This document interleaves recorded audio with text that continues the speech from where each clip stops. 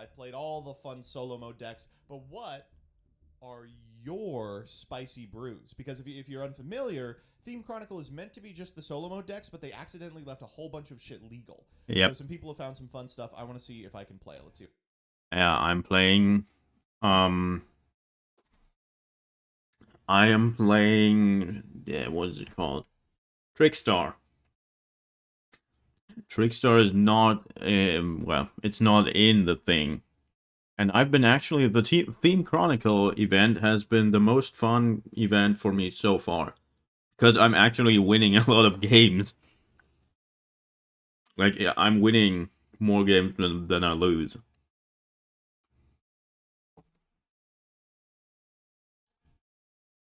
And, yeah, it's cool. Let's see what we got. No. What is she smoking? Try white. See if I can play it. Let's see what we got. Heroes.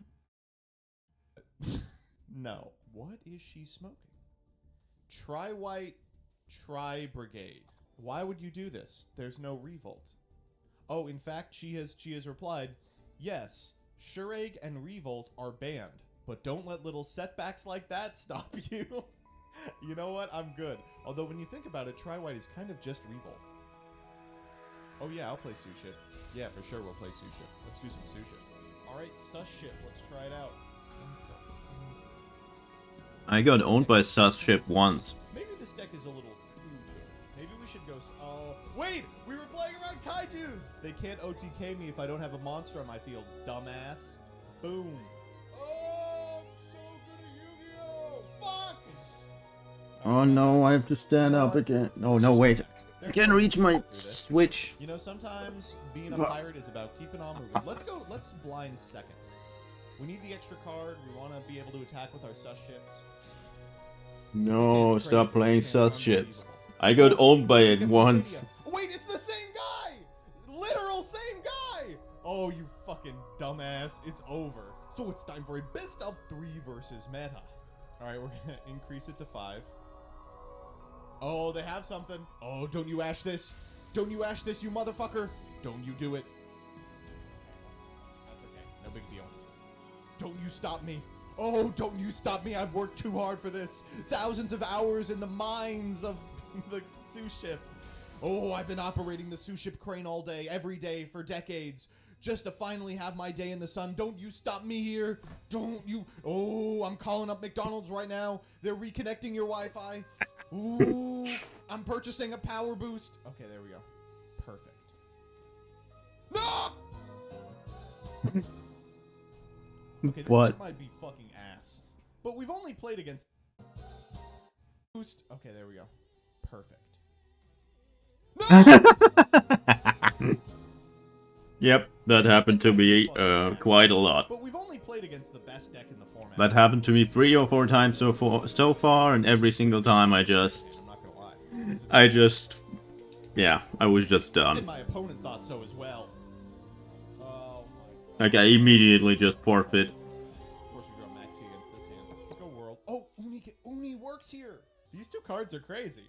What the fuck? They have 2 insanely good cards. I think I'm just going Zeus here. I think I'm just going Zeus, and then I'll do like Betos Buster shit in main phase 2. Solemn. If it's Solemn, they've been waiting a long fucking time on it.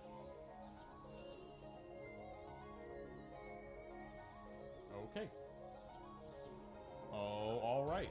No. Send Genkan Suship Shari. Let's just get a Shari from our deck. Oh no, come on!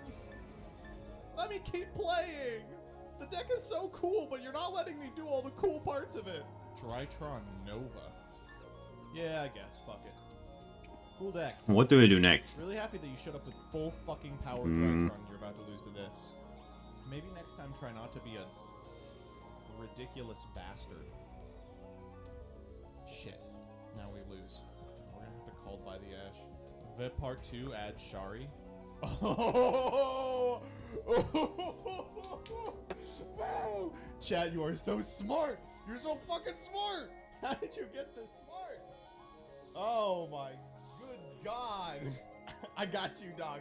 Danny's in chat like, I'm the sous ship master. Pick your favorite menu item? Yeah, exactly. It's a negate. It is. It's a negate on my turn, you asshole. Oh!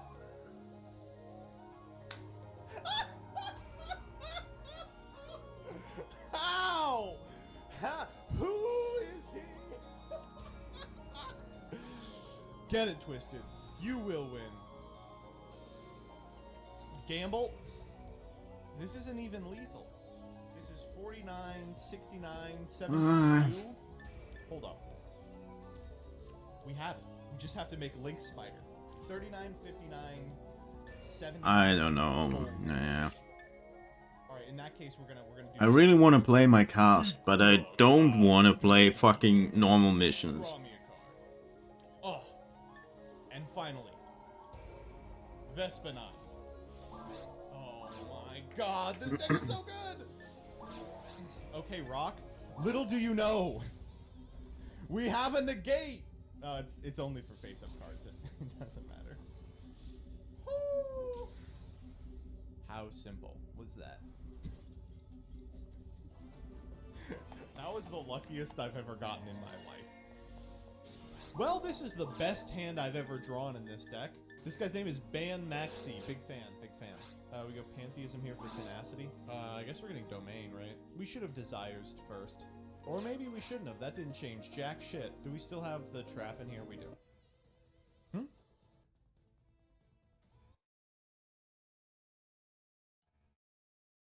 We shouldn't have. That didn't change jack shit. Do we still have the trap in here? We do.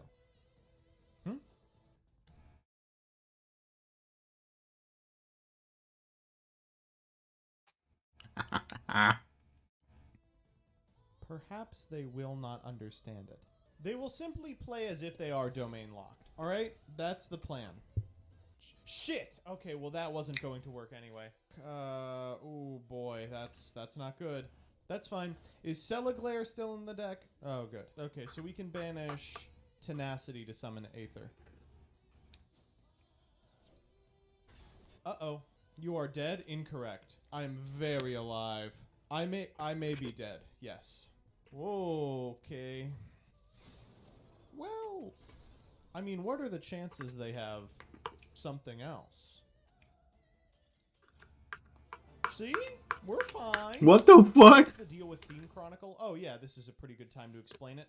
So the way Theme Chronicle works is I draw Maxi and Ash Blossom when I'm going second, and then I win the game. You play the decks from solo mode is the concept. Hey, what's the solo mode archetype here? Was there a Magic-y? What the fuck?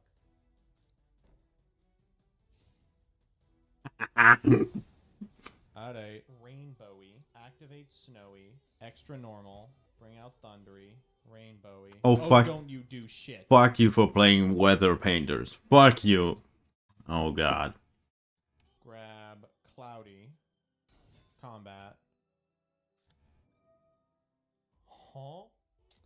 Alright. I want to get Snowy. So I will. We'll get Snowy for Thundery.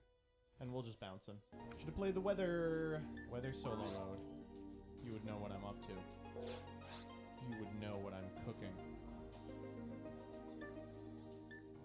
What the fuck am I cooking? What on earth am I cooking? You good?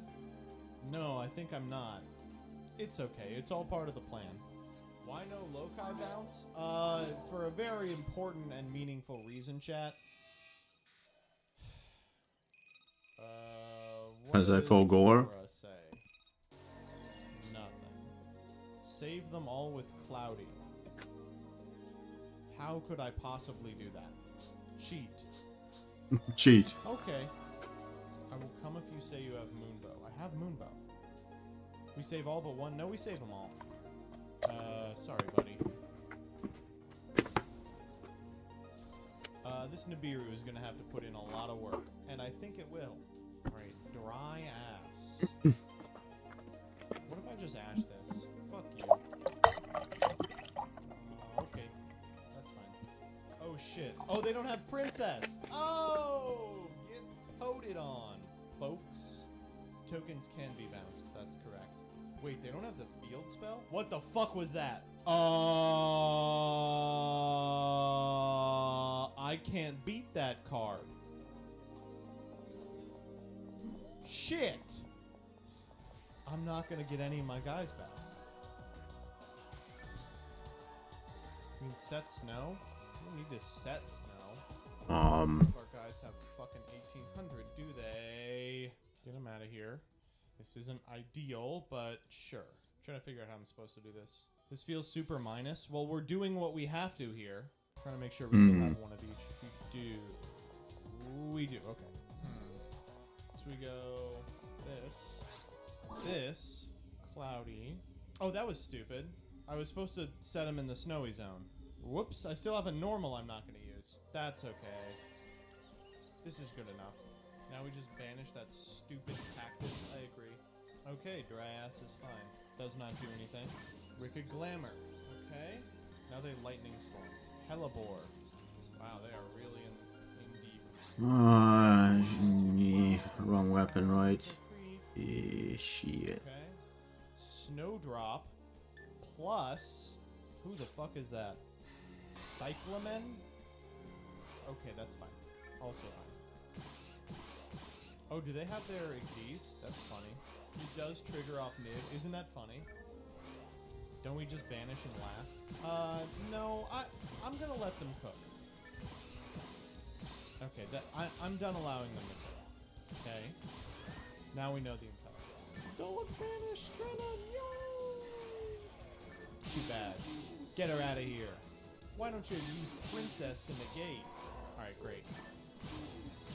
Okay, so sadly I think that this deck is really good. It's just, I mean, it's gonna take a long time to get all the shit doing this. Alright, I'm done with this fucking stupid-ass deck. Plunder, we'll do a plunder game, chat. This hand looks baller. This looks pretty good. Alright, well this is no longer good. We are dead. We're dead. We are so fucking toast. It's over. It's over. And that's what we're getting. Rank up Zexal Force. Oh no, we're revealing that. We're playing that card. We're gonna lose to I got owned by Plunder once or twice. Oh! You have got to be fucking with me. That is the best 4-card hand they could have opened. Look at that. Zexal Construction, a card for it, Forbidden Droplet, a card for it, Ascended Sage, Arm Sage, Change Tactics. That is the best. Oh my god. We lose. We lose. Cool. We don't know what effects they're activating. I imagine that that's fine. Come on. Change. What the fuck? What on earth is that? Huh? Okay, we actually win here. Yeah, chat, so the reason I can't Valor that on the first activation is I can chain the effect of double to rank up, and then it's not the monster that I targeted and it gets to resolve. Yeah, I know, double doesn't seem like it should be a quick, but it's a quick. Could have actually killed me there by just threatening battle. What the fuck? Huh? Huh? I count that as a skillful victory on my part. I will say I'm in some hot water right now because someone I know watched this stream and thought that I was being real about wanting to fuck Danny. Shut the fuck up, dude. It's okay. I'm just gonna kill him. I will just kill him. Why'd I do that? Wanting to be real about what? Why not fuck who? I got better plans for red. That I was being real about wanting to fuck Danny. Shut the fuck up, dude. It's okay. I'm just gonna kill him. I will just kill him. Why'd I do that? I was supposed to do the Trios thing. Why not summon red? I got better plans for red. Shit. That's not what I wanted to do. You got there, though? Exactly. You got there. Have you ever had anyone you know go to Jillian and talk to you about how you act on stream? Yes. Not like real people. People who don't get it. Danny, yeah. Exactly. Oh, what do they have? Bell? Come on. What?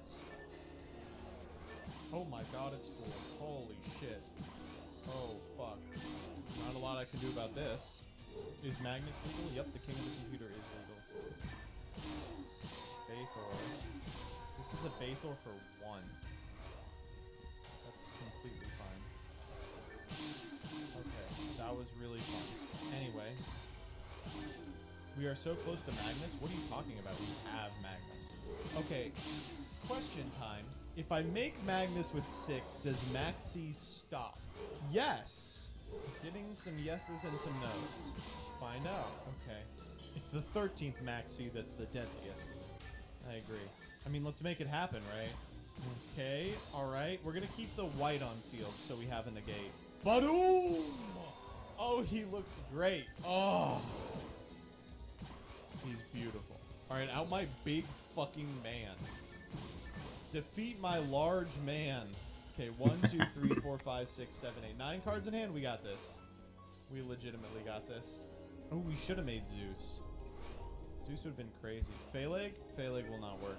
You could have made 7 Matt Zeus there. I would never do that. I would make a 1 Matt Magnus over a 7 Matt Zeus. Yeah, summon as much as you want, you fucking dingus. Absolutely. Ophiel. Damn, that Ophiel's looking pretty crazy. So what are you gonna search off the Ophiel? No, be specific. What are you searching off Ophiel? What's the ad? Okay, we're ritual summoning. Okay, that's fine. That's okay. Game bug! What the fuck? What is that? Aeratron. Alright, what does this guy do? When your opponent activates a card or effect that targets a card you control, you can place a ritual monster from your graveyard on the bottom of the deck, and if you do, negate that activation. Oh, well, that shit ain't never happening. So you can sit on that Aeratron until the cows come home. Chalice Slime? Who do you think this is? Alright, Chalice Slime's good. Chalice Slime's good. So the power of Chalice Slime is that you can search any incantation monster from deck. Right? So, you know, he could search like Bookstone or Pensaplume or Talismandra or Kandal. And as you know, Kandal does not do anything if I have fucking Magnus on field. They will not read my cards. They refuse to read them. They said, "No, I'm not doing it." Oh my god. Take all the cards in the world, buddy. Nothing. Why would you read if you can't just Magnus do your combo, be annoyed at in the middle of it that some things are not happening the way you want them to, and then just throw. What's the plan? We need Like, to just throw the game. Telly off the top. Son of a bitch. I mean, sometimes I'm just like, oh, You're good. I can't beat When this. you are good, you are And then I just literally continue good. on doing the There's not combo another word. just so I can get used to my combos. When you're Like, good, literally you're just good. like I Oh my literally God, just they waste don't have 3 a minutes response. of the enemy, It's even though I Ghost know I Shrek! can't win. Get this fucking guy out of my life.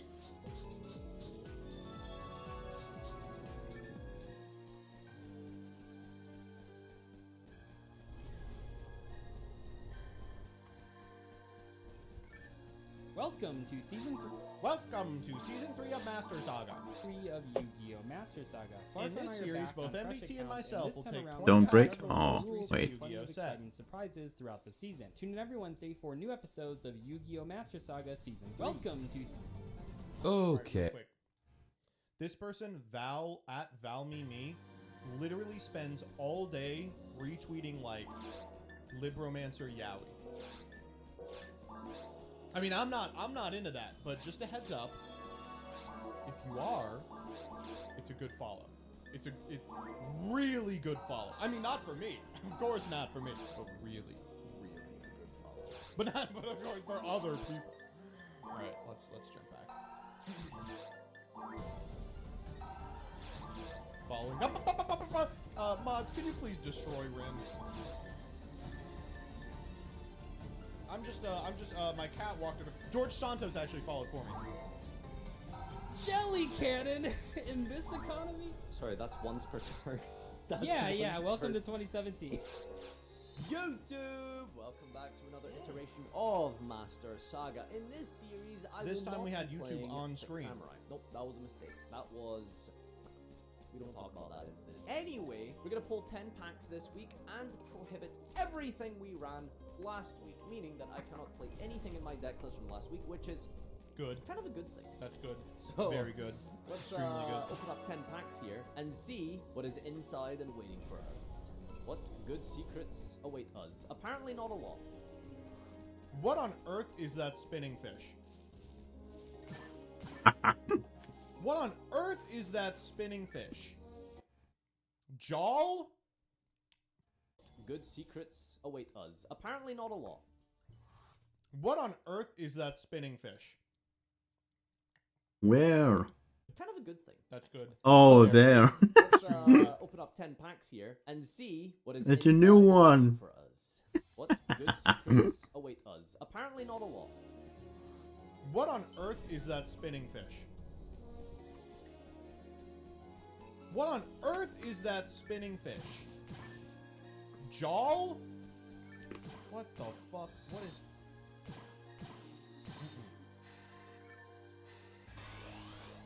Let me see if I can find it real quick.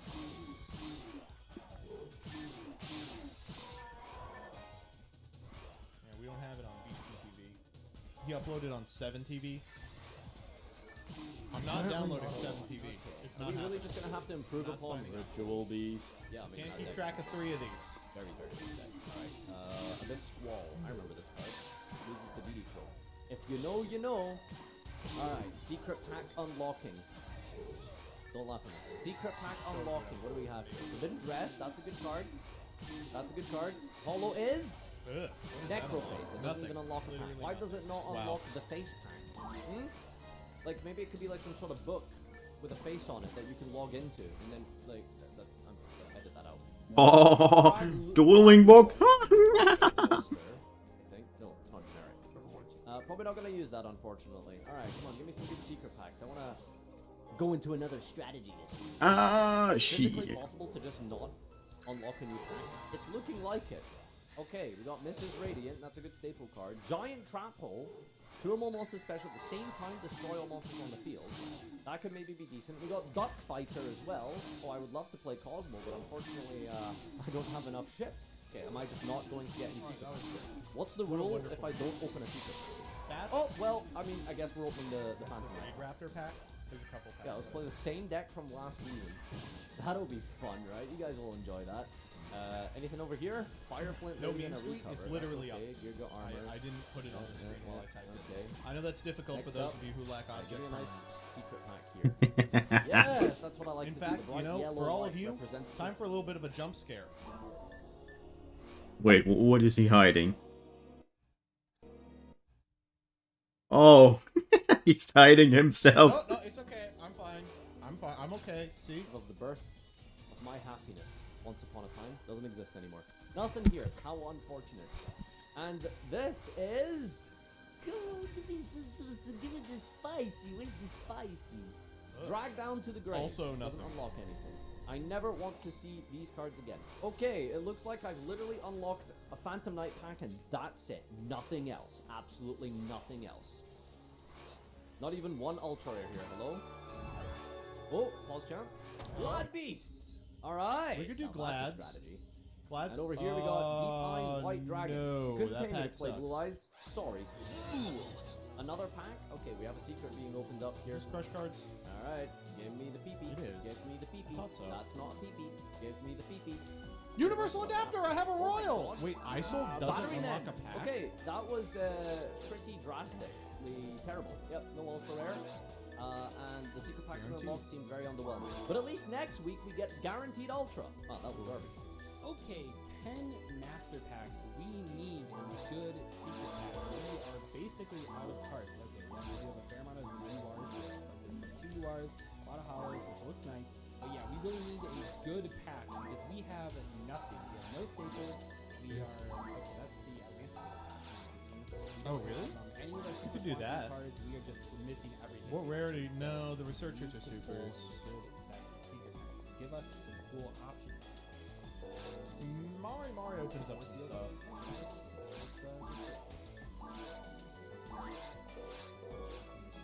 Statue of English Cabin. Funnily enough, I was looking through the collection. We have like a lot of trap monster cards. Trap I Monster would probably be so cool. Just like play them, but if we randomly pull a couple more copies of that, I'd consider it. Maybe. Okay, you are. Show me something crazy. No. I don't like DDDs. That much. Yeah, no, Don't that's get it's too a no. mad, chat. I know people love this deck. I know people love this deck. I don't people loved understand when what people- Farfa played it. what I know people appeals loved when to them MET about it. Played it in roulette. It's just boring. I just don't. They got a lot of high rarity cards, a lot of URs. I just don't think they're that buildable. Holy shit! I got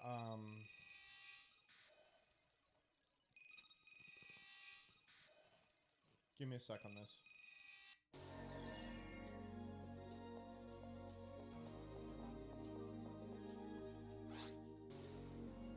I got infected with a dick craving called that full force virus. No. Hold up.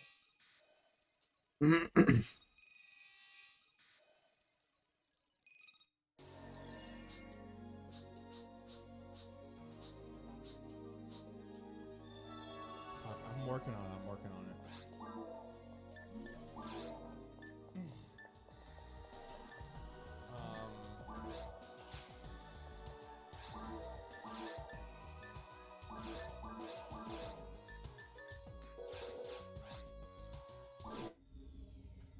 Can't feel my dick because I got COVID. She told me harder, so I went full force virus. I also don't like playing working pendulums, on it, but I'm working on we it. have Endymion and like a few other. I'm out here burning pendulum Pop-Tarts. support cards. Like every season, we get pushed into playing pendulums, and I always turn it down because I don't know how the cards work. I don't really like. I've played against them, but throughout Yu-Gi-Oh's history, I Quincy's really thinking have of the 6. not Yes, played sir! That's pendulums. my streamer! What the fuck is that? Most of the, that's like, Oh, bear no. card. Not really played a lot of Stubsky, pendulum thank you for decks. the I played, 4. like, Metal Fist. Mrs. Dr. Maestro, thank you for the Prime. Percocets, thank you for the Prime. Basilisk Fury, thank you for the 8. Zero Sinister, thank you for the 2. Subdrudge F1, thank you for the 20. Holy shit. Mac McQuack, thank you for the 3. Hey, you won. Rock and So Shoes, far, thank you I'm for not the 8. blown away with any of our Anonymous, thank you for the $2. You claim to hate the Subway Surfer Family Guy TikToks, but you can't stream without scrolling chat on screen. True. What is that open?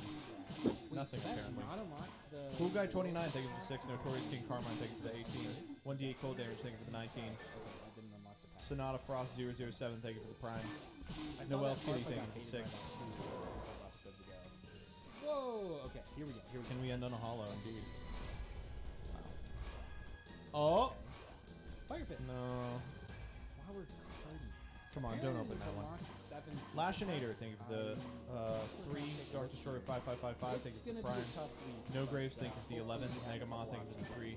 Alright, first Rally we're gonna 21, start thank with 5 you for packs. Maybe one. we'll unlock a different secret. Alex, thank you for the set. 22. We'll process, Look at the let's see 10. what we can Alexis get Up, here. thank you for One the 6. single pack is going to And get Dimius, us thank you for the immediately an ultra rare. Oh my god, is this the Appliancer Dragon we've finally been looking for? Pakalati, thank you for the 4. Quigsy, thank you for the 6. I don't know. No, it's not for the pack. It is in fact Mageline. These are a lot better than Play Appliancer. some Dolce?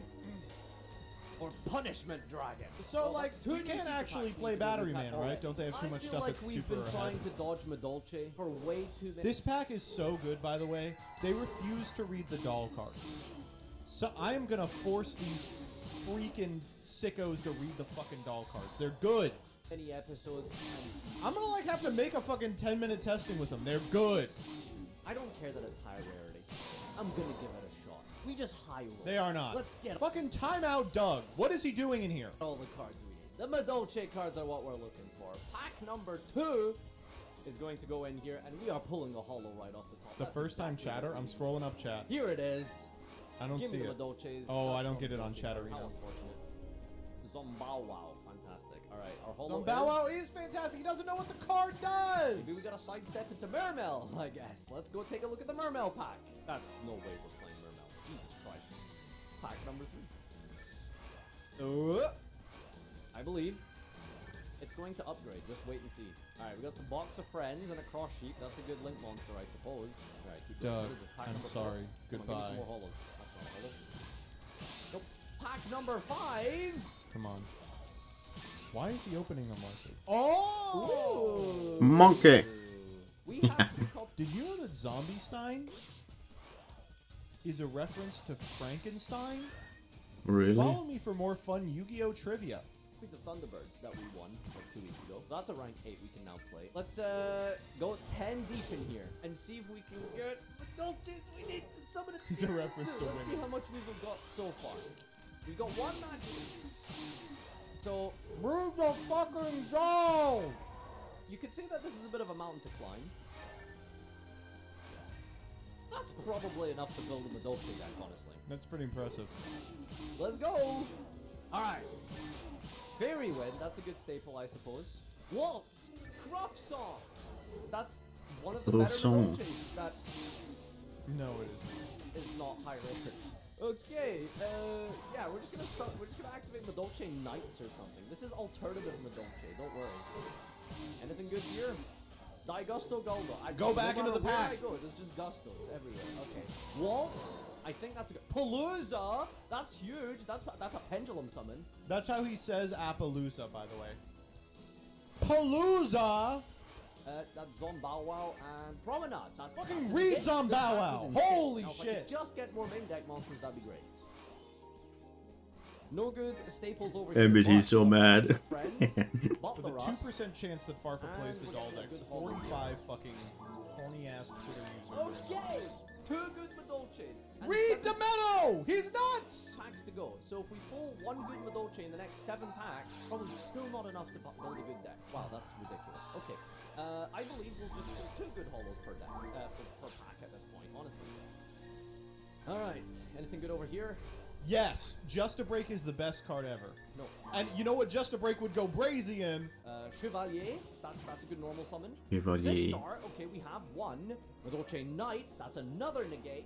Okay, in Farfa's defense, he's actually not getting the good pulls for doll. I actually don't think he can play doll. Alright, we got 3 negates and we're only 4 packs in, baby. Let's go. Alright, over here, this time we've got... anything good? Good holos? Lord of the Storms. Nope. Waltz, Clara Rushka, Were they another dolls? Butler Is Rush, that the- and a is that the Madolche. joke? I That's why they're really in need this some one. main deck monsters. I don't think there's like enough main deck. Where's my Chateau? Where's my ticket? Where's my... Come on, Sealed Madolche Sweep is coming. Doug, I don't read believe the it. cards, Almost or if you do, died. make sure to Alright, focus. Boy Cotton, Palooza, Doll Monster, and a Salon. Okay, that's double summon. Alright, That's we got decent. 1 doll. And Raider's Knight. I should have Boy Cotton. Alright, hold up.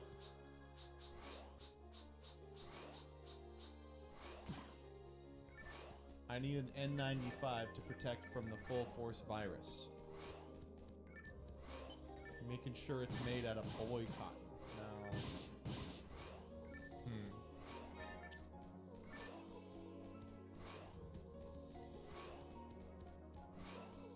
boy cotton.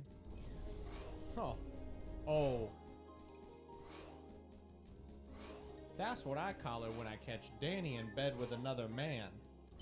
He's been boy cotton. No, Maybe hold it's up. not too. No, it is. Okay. This is racist. just No, I'm any doing the good sick main deck animation voice. Heliotrope. That's probably the best Madolche monster we have right now. Normal summon pass. Cruff Song. That's good. Waltz. That's a playset. And another Lost Grandpa. Okay, we have 3 more packs to pull. 3 Petting Cessor, 3 Angeli, 2 Gelato, and 1 more Hook Cake. Oh, and 2 Tiramisu, and 2 Teachers, and a Chocolate Mod, and a Chateau, and a ticket. Okay, hold up. Wait, I got it.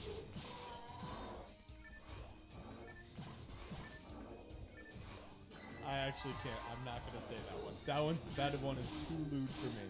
And 2 Salons. I think this is completely doable. Alright. It's up here forever. Zure. Bottom text. That's a big staple. This was worth it. This was worth it. What's he talking about? Alright, Boyka, that's not Hook Ticket. Okay, hold up. Wait, I got it.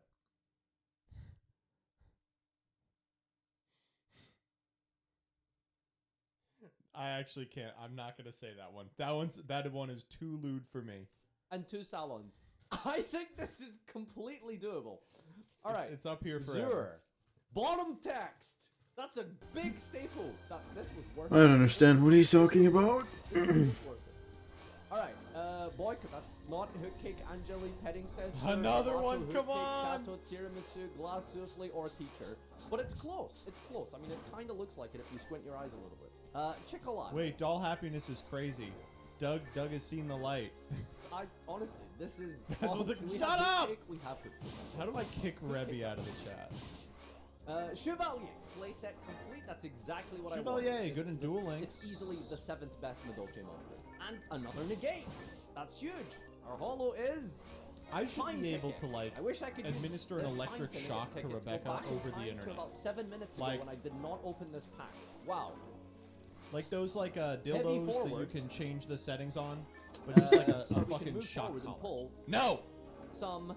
Shut up! I like to point to the trap cards. Take it! In fact, actually, my life would be a lot better if Danny had one of those too.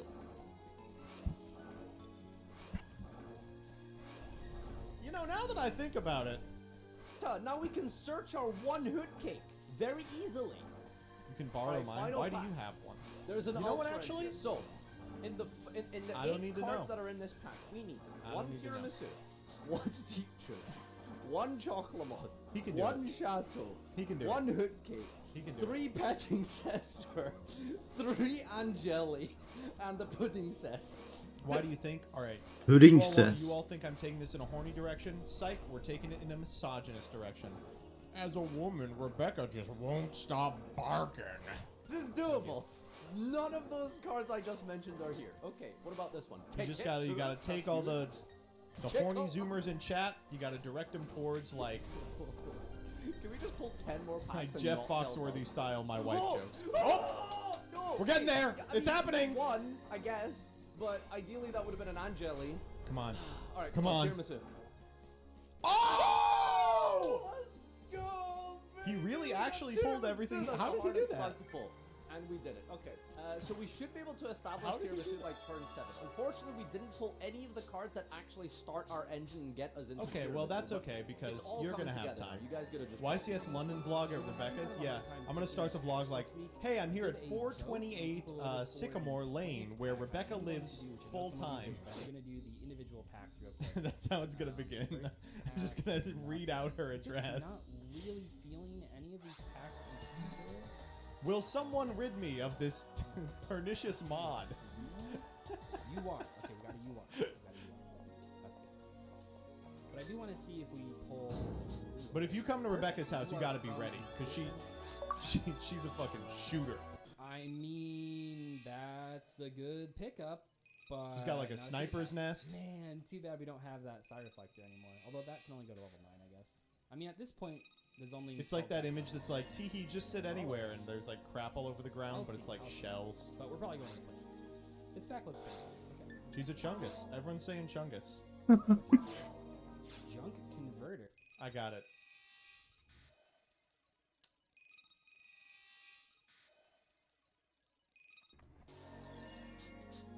My mate said he was transgender. He gotta get a... Eureka Glamour. Okay, so with Junk Converter, that's actually like a pretty good Get it? pickup. We do have a number Play of the cards chaser from rap? that Yeah. pack. Let's take a look. I will say I've had that rap stuck in my head What was the at reason? least once a week since I heard it. because of the salt. Today was one of the days. I sent Danny a message and I was like, oh yes, We have 11 it's packs like I left can't, right it's, now. Whoa! it's just up there forever now. Okay. That's a lot of hollows. But are they from the pack? Because we've been baited before. People always get mad at me for complaining about pulling with a lot of hollows, but not from the pack. But it's like, you know, the hollows are We're cool, doing it. but if you It's pull them happening. from We're piss outside the chokening. secret pack, they're not actually that helpful. Memory loss. Second copy of that. What is this? Huh? I've never heard of this card. Huh. Bahalusha. Bahalutia. The Grand Radiance. It has a starlight?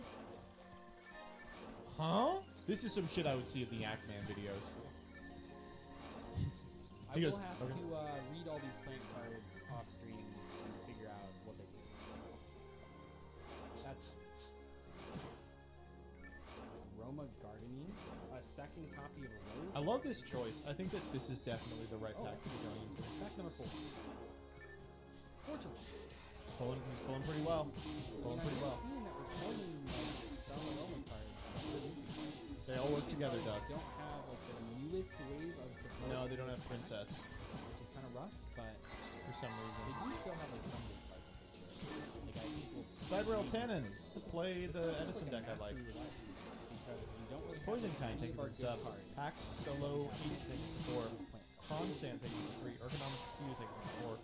Why is it- Nope. Oh, that's perfect. That's a so pickup. good. That is a That's Rika pickup. so Very good enormous. pickup. Oh wow, I Interestingly really enough, like Doug's if we ever option pull this a week. target for this card, it is Quigsy's gonna thinking be Eric, 6. and we Stub can kill trigger thinking it the 4. with the Ballista Squad trap card. So theoretically, I can play this in any rank 4 deck. Strenna and moment. Open Ballista Squad, I could go into This and go is a into the certified Strenna moment. So that's actually kind of cool. I'm gonna say that every time the card And shows also, up this obviously, episode. very good in front of the card. Ice Hand, we have 2 of those now. Ice Hand's good. Materiactor. Materiactor. Oh.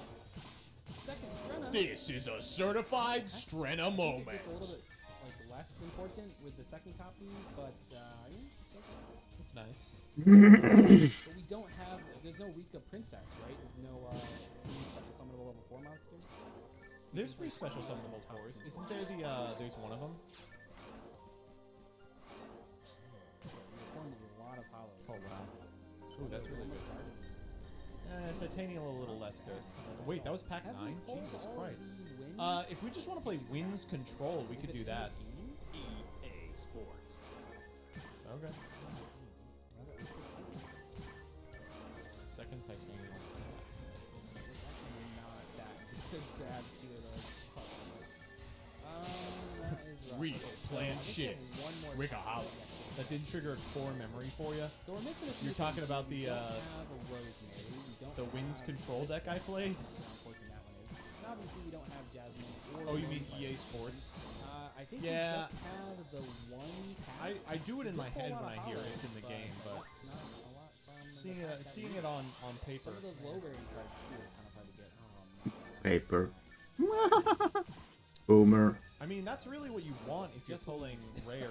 Flurries, Let's 2 take wins, the deck Marjoram. That's pretty building over good. the next few days and see what I think this deck is do going to be have a crazy. playset of all I think the it's going to be like cards, out of which this is fucking good, world. But not sure about the rest of it. YouTube! Welcome back to Master Saga, and we have. Looks like shit, King. Keep it up. Actually, this looks really good.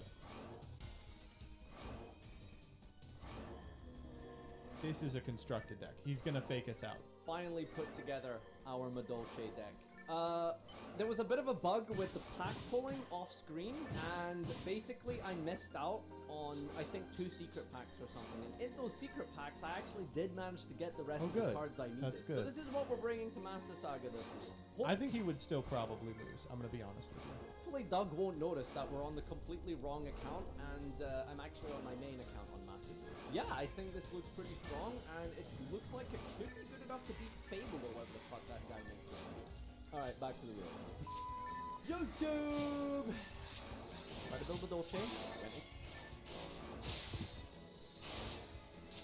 I'm just so ready to shit. Into the pack. Had a little bit of a bugged opening as you saw with the deck profile, but this time, this week, I tried so hard to make it work. It's really bad.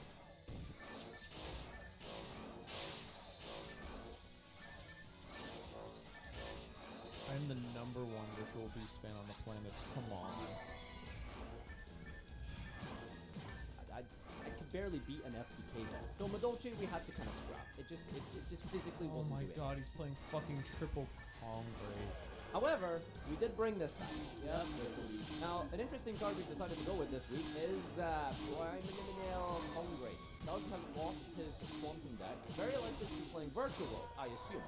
This is either going to be the best 5-head read ever or complete garbage. You can only special this card if your opponent sends a card from their hand or deck to the graveyard, at which point it summons itself in face down defense, and then the next turn it can flip summon it and destroy 2 cards on the field. And it's a 30-20 body. Insane. Actual Oh no, shut up. for this week was kind of hot. Yeah, it's pretty boring. Finally. Not even that important. Maybe you should have honestly just went with a staple. It's not that No, important because it's gonna you wanna change a lot. open it and draw it. So having just one is a bit useless. But it's good to search. What do you mean? You can and to you can get it so easily. banishing and gold sarking more names so that you can keep extending and keep special Ooh. summoning a ton. The extra deck was not a problem at all. We just lost all of our link monsters, so it just means we cut Scapegoat and we This play deck dies in all 2 Fusion, episodes? I don't know. If because I'm you Doug, I love want these to play in this to the Samurai. end. Weird. What do you mean you're not playing Ulti-Pet Open in 6 Samurai, Barba? Yeah, shocking. Let's get it twisted and see who come out on top this week. I will see you in the game. Okay, so it's been a little while. We have been cooking for about a week and a half now. Put it back in. Put it back in. This was the best plant deck I was able to come up with the restrictions. Alright, I'm gonna be honest with you. I think this is crazy. I think like wins carries. I legitimately think wins carries. Week we have 3 of all of the good craft cards. These cards are pretty powerful when you open them, and are crafted from jazzy. But I'm gonna be honest with you guys. This deck is just not testing well enough. I want to play the plant cards, and I do want to like actually use these 2 copies of Rosemary because that is a good pull. But this deck, the monster cards were just not strong enough, so I don't think we're gonna play this deck this week. No. But this deck, on the other hand, is a lot better. What is the point of the pulse? Why even watch the pulse? So this is a spiral deck I've been working on, and it has some crazy combos. Our craft is going to be on Spiral Super Agent. This card is really good in this deck, obviously. Yeah, I We've bet. had a lot of these cards, you know, we've pulled Super Quantums twice now, that secret pack, but we were missing the Super Agent. So now that we have that, we can actually make some combos happen. As long as you can set up double Helix, which is pretty easy, you have a number of ways to get there. You can end on a lot of interruptions, or at least a lot of card advantage. You can end on the utility wire for an interruption. The double Helix itself will be equipped with the last resort, which is hard to deal with. We'll have some other cards as well. So if we can find that combo, the deck should be very strong, but we'll see how it goes with Helix. Well, that's the spiral experience right here. I'm gonna run some ads. I'm gonna get some food, and then I guess we'll launch this.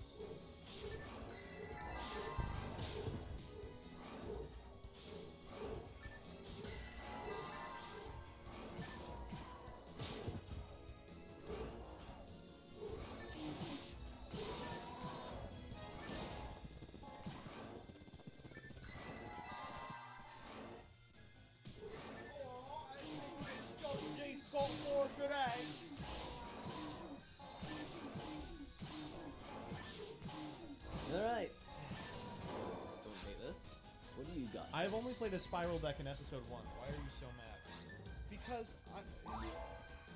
I understand that you haven't played a spiral deck much, right? But like, for you to dangle a deck as cool as that one in front of me, and then play this, and then At least you're lose playing with 40 it, cards. Too. Don't know what Come you on. were trying to do in Season 2, Doug. Showing up with a 50 card deck every week. I just had too many good cards, man. I just had too many good cards. And there they all are in the opener. He still breaks. Yeah. Guys, I don't want to break. Farfa has opened Elder like it's his fucking job. I will tell you that. Farfa, he is the king of opening Elder. No one opens Elder like this guy. Least ageist Alright, player. well, Worse so I made a big mistake last week by trying to play whatever the hell that abomination was. So this week, Yeah. played it a little bit more safe here. So it is in fact Ritual Beast. Me too, Doug. Me too. always open Elder.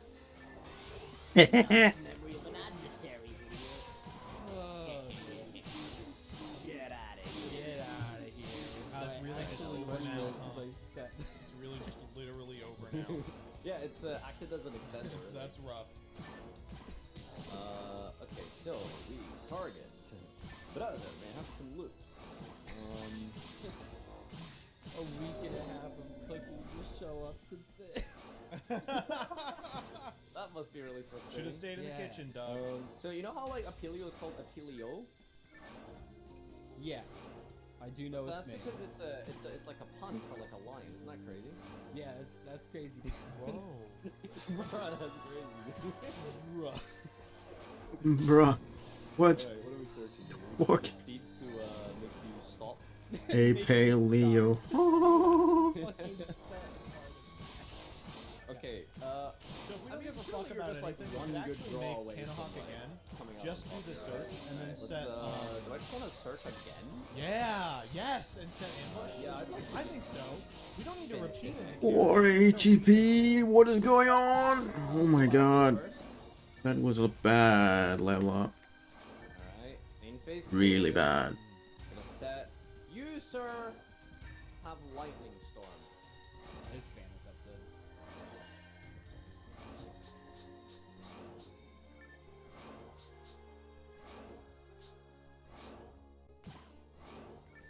the fuck? Why did he do that? He did that whole line to get a second search, and then he didn't search, and then he didn't set any of the traps in his hand. And then he forgot the lightning storm was banned. What the fuck? Oh my god. It's okay, it doesn't matter. Look at him! He's losing it! That's a good draw.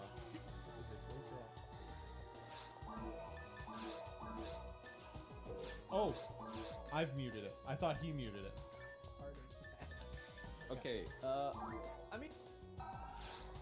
Oh, Rebby, for you saying that Ambush wouldn't be live, guess what? Ambush can summon from Graveyard too. Alright, main phase 2. Gonna set... You, sir, have Lightning Storm. It's spam this episode. Oh, you just passed. Oh, no!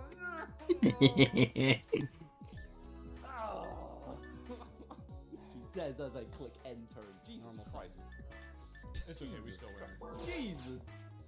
Maybe we don't. Oh, we do. Oh When he goes to my God, activate fully okay. armed. Don't risk it. Why actually just risk it? Oh, you tag? What? Really? Sure. Okay, tag. Let's bring out the boys here. Elder and El Dolfino. There's maybe a scenario. Yeah, well done. Catch out of the bag. Great. I love those cards. I wish they released more of them. Let's activate last. Okay, so actually we do have a pretty sick line here. We're gonna So what speed does in it say? response Makes it to immune Last to Resort, obviously. Targeting. Opponent can target with targeting. Well, this card is equipped with it cannot be destroyed by battle or card effect. Wow, that's a no from me, buddy. So Yeah, then that's fair, Tough goes to the graveyard. Then we So what happens to this Just last read resort? it Just back, taking and then it. we equip it Why with fully does it armed, do that? and then we just win off fully armed control. Yeah, That's not nice bad. combo. But the question is, will you get the correct card type on the top of the deck? We're tough Okay. here. We're tough. We'll pop the Pendleton. Yeah, this is not. Is there something I don't know?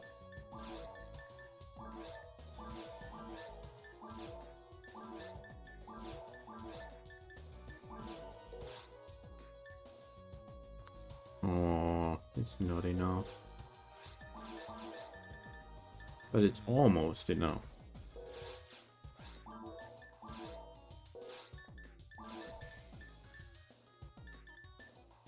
Oh, it's enough for the best heal, my best. Yes! Level 15 is the best resta I can learn. This is huge. Well, you do it rather than activate tough, right? You just activate fully armed, walk into something, and then you banish one and pop the The other. resta I'm using right now Oh, I is see pretty what you low. mean. Well, It's better not relatively to low banish actually. because it's ritual. This is a Okay. huge Let him upgrade. cook, Chad. All right, let him cook. Can't believe Because resta actually does not being heal me 100% anymore. It only heals, I think, like 500 or something like that. Yeah, with the set card. Okay, now we're winning. um Oh, you know what's actually in hand? and only a monster. Do not know how much this one does, though. I hope it's 100% again. So ambush can target from banished and. Yeah, it can hit both. Yeah. Let's start with tough. Come on. Okay. Let's one pull you going monster for? again. Easy. Woo! He missed. So let's go activate rescue, activate effect. We're actually, Actually we're going with literally the just main gonna effect win the is game off of the- this jelly. Oh, card. it just adds a card back. It just adds a card back. Damn. This deck really just had everything, huh? Yeah. So let's so you're- go. Really bringing out the tough control, huh? Yeah, dude. Oh, you're gonna normal summon it. I'm Why are we going to doing? normal. Oh. It seems like you don't have a back row that I can forgot do we had anything. this. I link summon. Damn, that's crazy. Anyway, What? bottomless. What?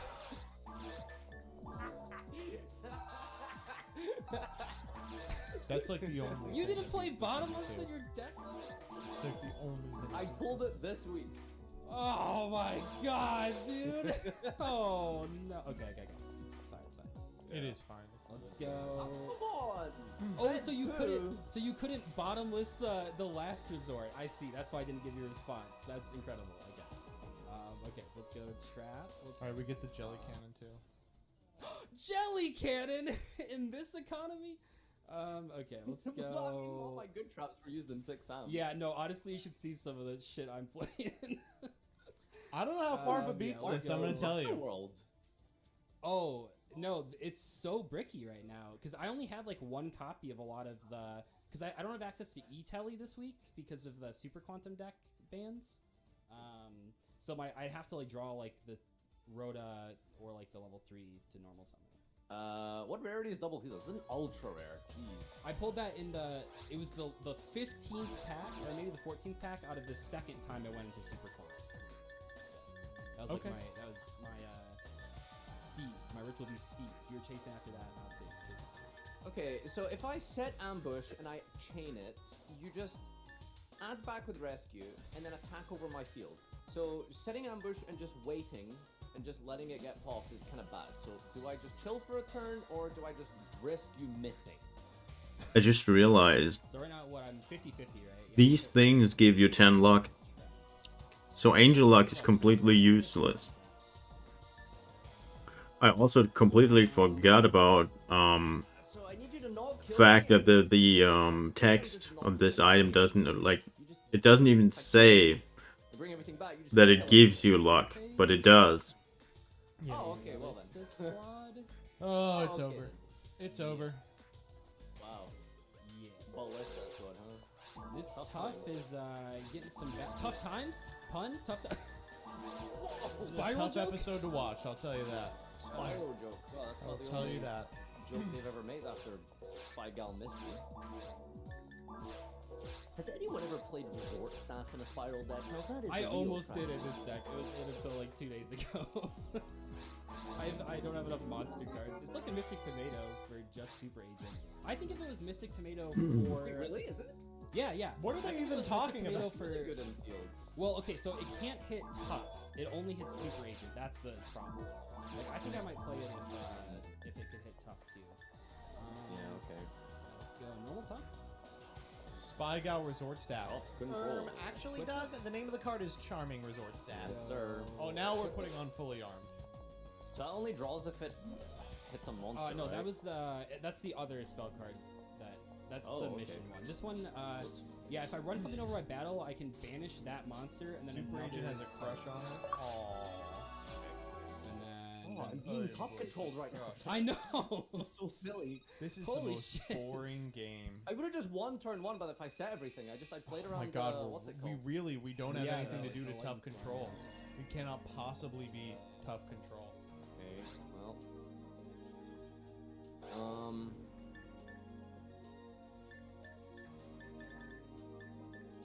Behind every man is an even better man. Okay, tough. You got this. Okay. I feel like you have so many trap cards in there. Yeah, I guess I'll just chain. I will. I mean, I mean, you obviously have to hit the Lashers are fully annoying, armed. You don't but have an I'm very option. It much has at to be risk of fully dying armed. right now, so Yeah, it has to be I think the, I have to the hit fully this armored. fully armed. Because otherwise I can just add back. Alright, let's see. Is this still revealed? Monster. Ooh, okay. And then, When? let's see, you're at 32, 1900 plus. I summon Wait, is that game? It was 200 over. Spy Gal Misty for game. Oh, we even got to draw a card. See, she's crazy. We drew What the Fuma Wave. fuck just happened? Oh, not a lot, control Doug. Not a With lot. With tough.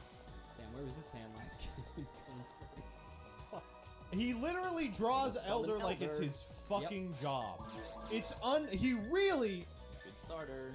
Oh my gosh. Rampage. Okay, I will say I've gotten pretty lucky. You really have not drawn this Rampangu like at all. The This is a three hard times one. you've We played can't this use set. You really Kanahawk just here. to drawing The the. Because we only Rampangu have the isn't one. I mean, it is good, but So I guess feel like probably our Elder's best also option good here is one. Peddleton. Well, I mean, God, for, it like, would be the so nice spiritual if we had beast. an See, I ulti guess guy you don't care about fellow the here. spiritual beast it is too much because it's just trying to get the combo. Yeah, let's get Dolphin in circulation. Yeah. That one's pretty cool. Yeah, Dolphin's good.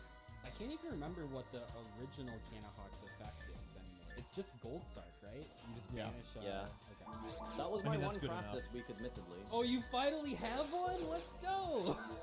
How did Farfa pull I was today? like, okay. Neither do I go of them for a pulled staple, anything or relevant, do I don't just worry. Make this deck We're better? both Doug playing opened the decks we Spiral played Bofa. week one. Doug opened That's Rescue true. Missions. Like after we've surprised gone you into don't the touch pack this. on like Spiral multiple Assault. times now and multiple cracks. Compare the Yeah, week that's one true. deck list. Shoe on. I'm sure you'll find Alright, some. well, yes, sir. Yeah. Okay, please go for it this time. Also go for an paleo in this year circulation. Did not realize that the. Yeah, I guess it's kind of nonsense. It's none of them. We've learned nothing. Not that there was much to learn. We didn't lose that game because we didn't search. Alright, twice. We lost that Hetelfin game. control, baby. Hetelfin, Steve. Oh man, now that's a hand. Wow. Me when I draw a card I'm playing 3 of. Ugh. I think we get fucking. Legitimately think we get This is gonna be tough quite here. tough. Oh, you are letting me go through. Okay. Why would we let this go through? This only destroys monsters, Doug. Oh, what? Got us both. Steve's only destroys monsters. You've only activated it one time, and it was when I had 5 monsters, Wow. so I didn't realize. I played Oh, yeah. this deck. I should know that. Yo, Okay. imagine end phase pop 3 back row. Yeah, no. Yeah, I thought yeah, you I could guess do that. By 2015, That's completely fine. It's fine, just cheat. +1 Farfa sub. We'll see.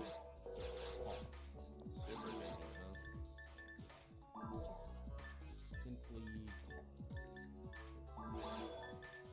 So it only destroys on special summon, right? Yeah, it's like Faker. It's new effect. Why was that your go-to? Monster? Altergeist player summoning a second monster from hand.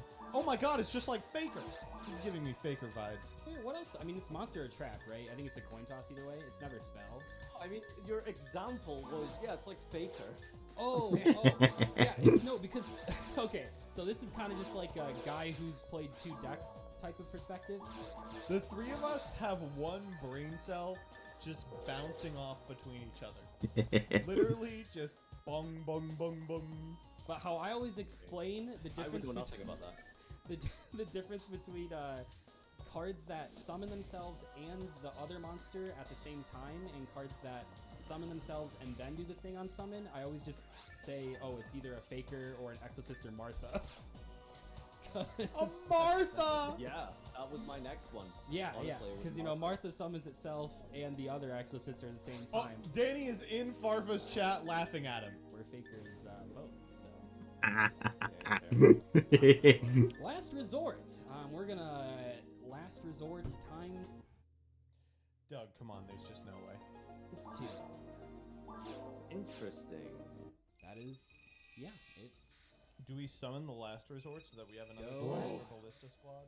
I have Some spice 3 there, I see, huh? resorts. Okay. Second bring to me last back. resort? Yeah, actually that's Oh, I thought this was end phase. Can we pretend this is end because phase, you are Doug? my Like, friend. Yeah, I'm not gonna. It's not like you would have done I genuinely anything. thought it was end phase. Yeah, no, I'm not gonna fuck you on. Okay, thank you. Yeah, no problem. That's no Alright, fun for anyone to watch this. Like if it's something like that where we can just correct it, like of course we're gonna say. There's gonna be like one guy in the comments that are like, you should never have one. It's made the series uncompetitive, honestly. Surely Torrential isn't a real card. It's normal summon Apelio. Ah, thinking on Apelio summon. Okay, what the hell?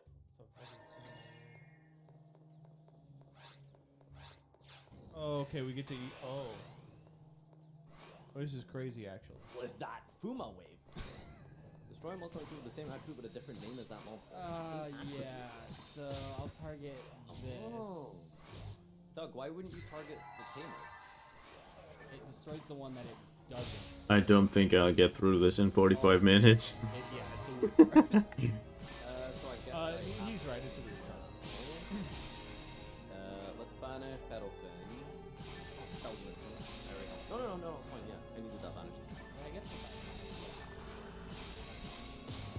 Yeah, no, I don't think so. I think I'm too slow. Alrighty then. Yep, it's just the world's hardest 1,000 attack monster. So. We have Camino Falco. I play around those like silly battle tracks. Silly battle traps. We don't. Whoa, no What's the worst? knockback. Jelly cannon. Don't fuck. That's what it's called. What do you mean? That's literally the name of the card. Alright. doing some damage, I guess. That's you're getting fine. That's the name of the card. You all are gaslighting. Rampengu. This would open up so much if I had Gaia Pelio, but I didn't pull that unfortunately. So What are over its to you. materials? I can't actually remember. So I can only dump East. I can't dump Tamers. The way you dump Tamers, yeah, by banishing Gaia Pelio, because he's a psychic, but I don't have Gaia Pelio. It's enough. I will activate Spiral Resort. Sorry, that's once per turn. That's Yeah. once Welcome per- to 2017. He really has not played any Yu-Gi-Oh since fucking BA was legal. That's once per turn. My God. Yeah, I dude, do not we play hate field this spells deck like for this a anymore. reason. Look at this fucking You thought we card. were Once just per- whining. All your cards can't be Shit targeted. was not Once okay. per card, not a hard He skipped one per spiral turn, by the format. way. He was right too. And then also Just four effects. Why not? God damn. Okay, so I think Oh, we're Doug just- was asking what actually is Camino Falcos. Okay, all right. going to, I thought you all were making fun of me. Here, and we're gonna add Spiral Gear Drone. Stacking. I'm Guys, he's actually stacking. stacking in Master Saga. God. Let's go drone effect. Look, here it is. Ritual Beast Camino Falcos. That's it. And there, I will try to speed run this. I have practiced That's this what it's combo called. so that I can speed run it specifically in Saga. Kim, you know Falcos. Wow, No, I don't need to okay. know Summon, again. double heal. I promise you, it's Camino Falcos. Although I guess you have like cards on the board, so maybe I don't know. Oh shit, we had a quick fix this whole time. I don't have like half of these cards. It's not the full spiral combo. I don't have like half. Like, That's more not than how half. you pronounce it. Okay, so Very wrong. Try gate Very with- wrong. Have you not learned? That's from the It's compost literally mutual wrestle. agent, right? yeah. Fucking gas. God, wow. This is mega. I'll chain this. Yep. What do I need banished? Tamer. Spirits in Japanese. Yeah, good for them. You know, I'm American. And, you know, coming means I'm coming.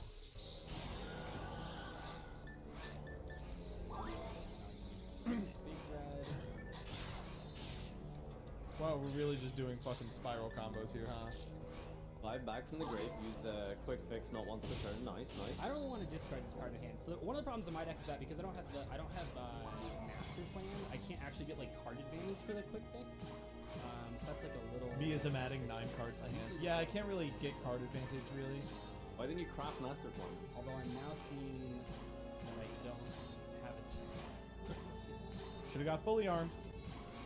The craft. I didn't have a super agent up until this point, so. That Oh, had to be okay. the That's craft. fair. Yeah, that's why I haven't really been playing this that much. But yeah, I guess I kept checking. So we're just gonna Huh. It's Okay. fine. I kinda ditched Joseph like in London. play That's stack the like plan Salamander definitely Grade, you know, now. where you just set Oh, up, don't like, act like you weren't gonna. You do like this Immediately little upon tiny me unit. entering you don't London, go through you weren't master gonna plan, be you like, configure quick "That's fix, him, like, officer. 2 and sometimes 3 times Kill him. on turn 1. Hit him with your big club." The hand advantage. What do they have in London? What do the police Good carry? way to interpret it, Doug. Anyway, Batons. Yeah. Let's activate utility wire. Is that a tamer? Guns. Do they have guns? That's crazy. Yeah, it's both. Well, this card's equipped. The equivalent's kind of my Valor. Jesus. Alright, well, damage is damage.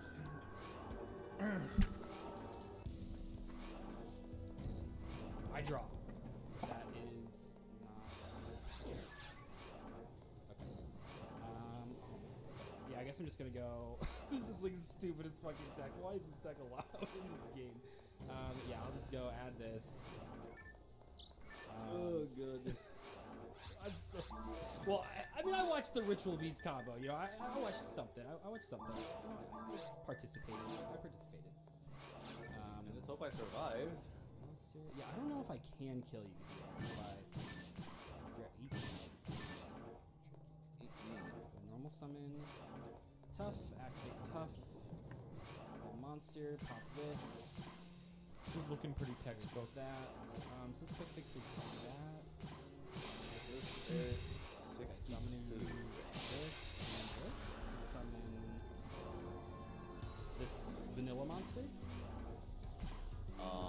Boral Code Dragon. Boral Code Dragon, yep, which does not unlock the the Boral secret pack, if you want to know. No, it isn't shit. Okay. So We'll you're go- discarding a monster from your hand, yes? Yep. We're gonna quick fix. Okay. Well, I will activate the effect of Congray from my hand. Oh, this Wow. is off of cost. You know what's really funny is actually Same frame hit. If a monster stuff from your opponent, just not buy card effect, just buy anything. Monster sent from hand or deck. We win. The monkey. Wait, okay, so it targets 2 cards on the field. Oh, but you can't. Well, Target, same you frame can't target crit. Resort, though, and you can target back row. Wait, that's actually kind of rude. I don't like that. It's not good. Yeah. I'm gonna add. What is its defense? It's not that big. 2000. 2000. I'll just HUnewearl. the monkey. Yeah, that complicates things, so I'll just attack. Alright, so Man, yeah, I needed the quick fix activation for lethal lair, so. the targeting protection of Resort, I think I just need to get rid of, and I probably need to get rid of the back row to make sure I can actually combo, quote unquote combo next turn. Combo, yeah. Search utility wire though, I just...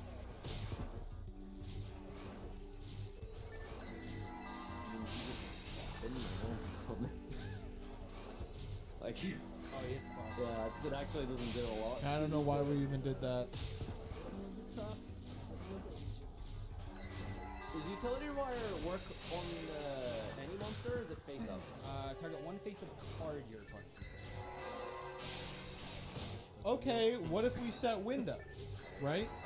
You ever think about that? What if we set window? Yeah, one face of card. Okay. Or what if we really I set will window? Simply set one card and pass. Okay. Tough have to target face of cards. Target Nope, one you can card. flop anything with tough.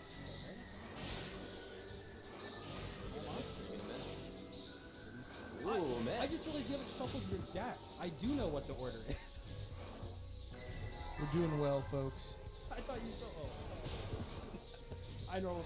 Yeah. You. Oh, How are we can you outing actually this? bounce this? We just we attack. Misty's OP. Misty Oh wins both. fuck! Misty doesn't even have to target a face up. Oh my god, we're gonna Misty out of this? Yeah, Misty's overpowered. Oh my god, Misty! Milkweed, no It's bounce. a really shitty. Spy Gal Misty. Yeah, I played around lightning Another storm banger out of the boys. Let's see what the rule is. Game 1, right? That you could have done. You had, Yeah, set like three. I would have just bottomless trap hold your top. And I don't think you had a play, right? No. That can many things draw. Only a couple episodes left until the ban list. We have.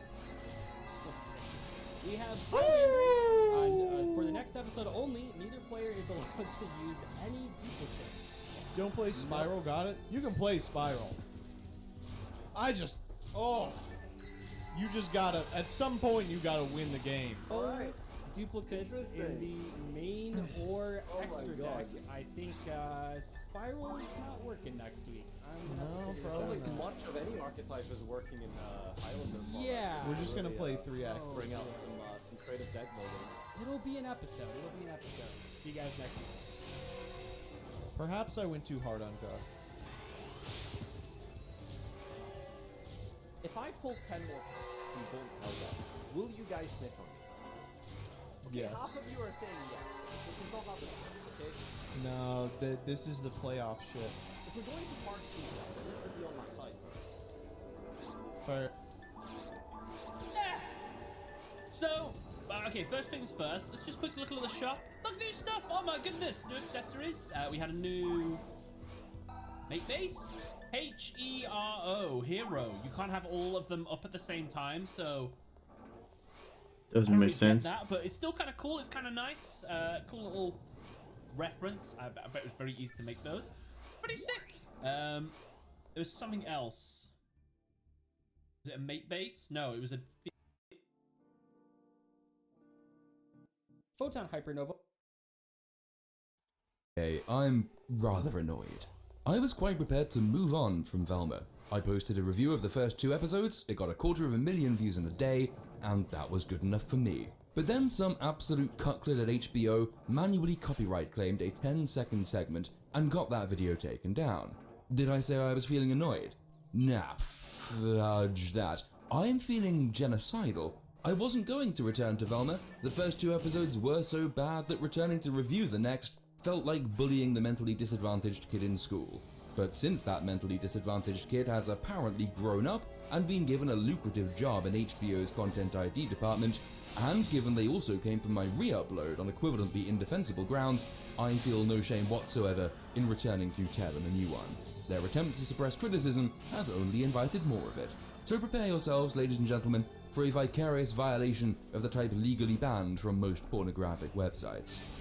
Ordinarily, I'd begin any follow-up video with a summary of what has gone before.